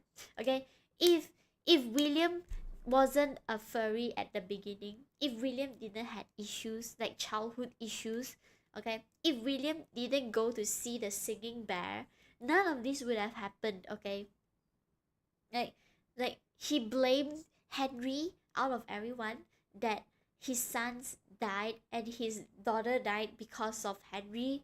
What is this far-fetched theory, bro? Bro is a Lulu. Hi, CK. You're still here. Hi, boss man. Yes. Bro is the Lulu. Moral of the story, don't be a furry. Nah, be a furry. Just be a responsible furry, you know. Don't go being the Lulu. Don't be, you know, having issues, you know. I hope CK didn't hear the one where I used CK as a metaphor for William's waifu issue. Yeah. I wonder if CK is like, what the freak is this? What the freak is Hannah talking about? And then he goes back to check and like, huh? What is that? Hi CK. Welcome back. Yeah. Oh shit. Yeah, CK, you'll have to look at the bots. Okay, I'm not gonna tell you what I just said. You have to slowly go through each and every single second to get the part where I talk about you being an anime waifu called DK. DK because you have D cups. Ah shit. Hi Pawwa. Hi Pawwa, you're still here. Let's go.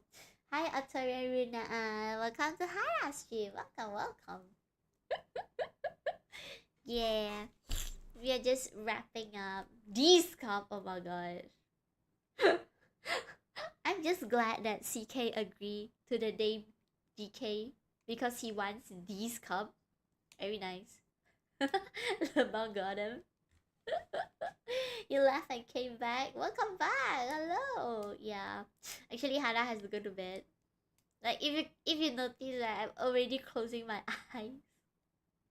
If you can see I'm closing my eyes, I'm gonna go to bed with Pawwa real soon. You know, Pawwa is still awake. I think she just wants me to be in bed with her, which all of you zaps are not able to have. This is some sort of, you know, Pawwa Hanna privilege where we get to sniff each other to sleep. Unfortunately, our noses are stuck, so we can't really smell each other. But I know that her smell is very nice. Okay, Hannah only. Yes, that is true. Only Hannah can smell Pawwa, and only Pawwa can smell Hannah. That is so true. Hey, we need a Pawwa Hannah theory. Let CK rest. Let bro rest. Bro was here for 1 second, and then y'all asking him to give lore already. That's crazy.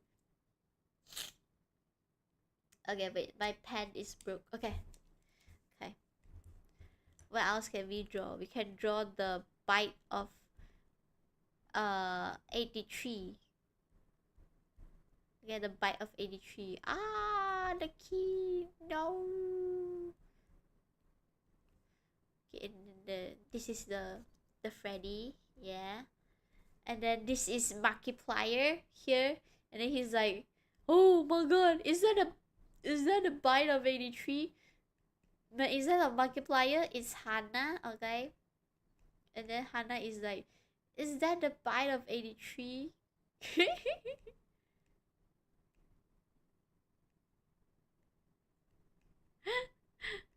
Is that the bite of 83?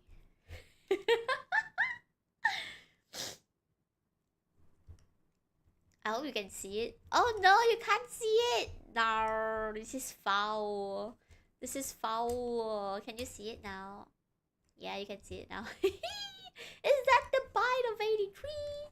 Yeah, I really like that. I'm a troll on goal. Oh yeah, go ahead. Yeah, I was just chilling today. I didn't really put up a goal. I'm so sorry. Also, I'm hungry.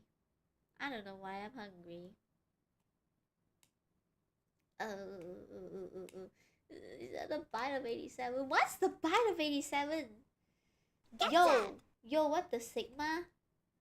Yo, what the Sigma? Is that the slurp of 69? Yo, CKY, you making... Hello! Thank you, Mar. Thank you. Hello, my Pawwa. Let's go. Yeah, good. Yay. Congratulations, Mar. You got a hello from Pawwa. Let's go. Let's go. Slurp of 69 is crazy. Yo, out of everyone, I'm not expecting CK to make jokes like this. That's crazy. Bro, we're so cooked.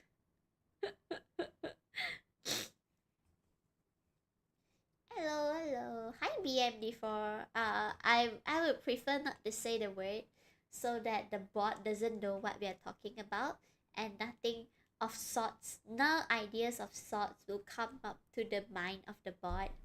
Get infected with Hana virus. Man, I'm just being say so today, okay? Please don't blame it on me. God damn it. I'm becoming a bigger influence on CK. You can't spell CK without Hana. Yeah, the H is silent because the H stands for etchy. Ha ha ha ha ha ha ha ha. Oh, my back is so pain. Oh, my back is pain. Real and true. Yes, definitely. And I always say so. Thank you. I am always say so.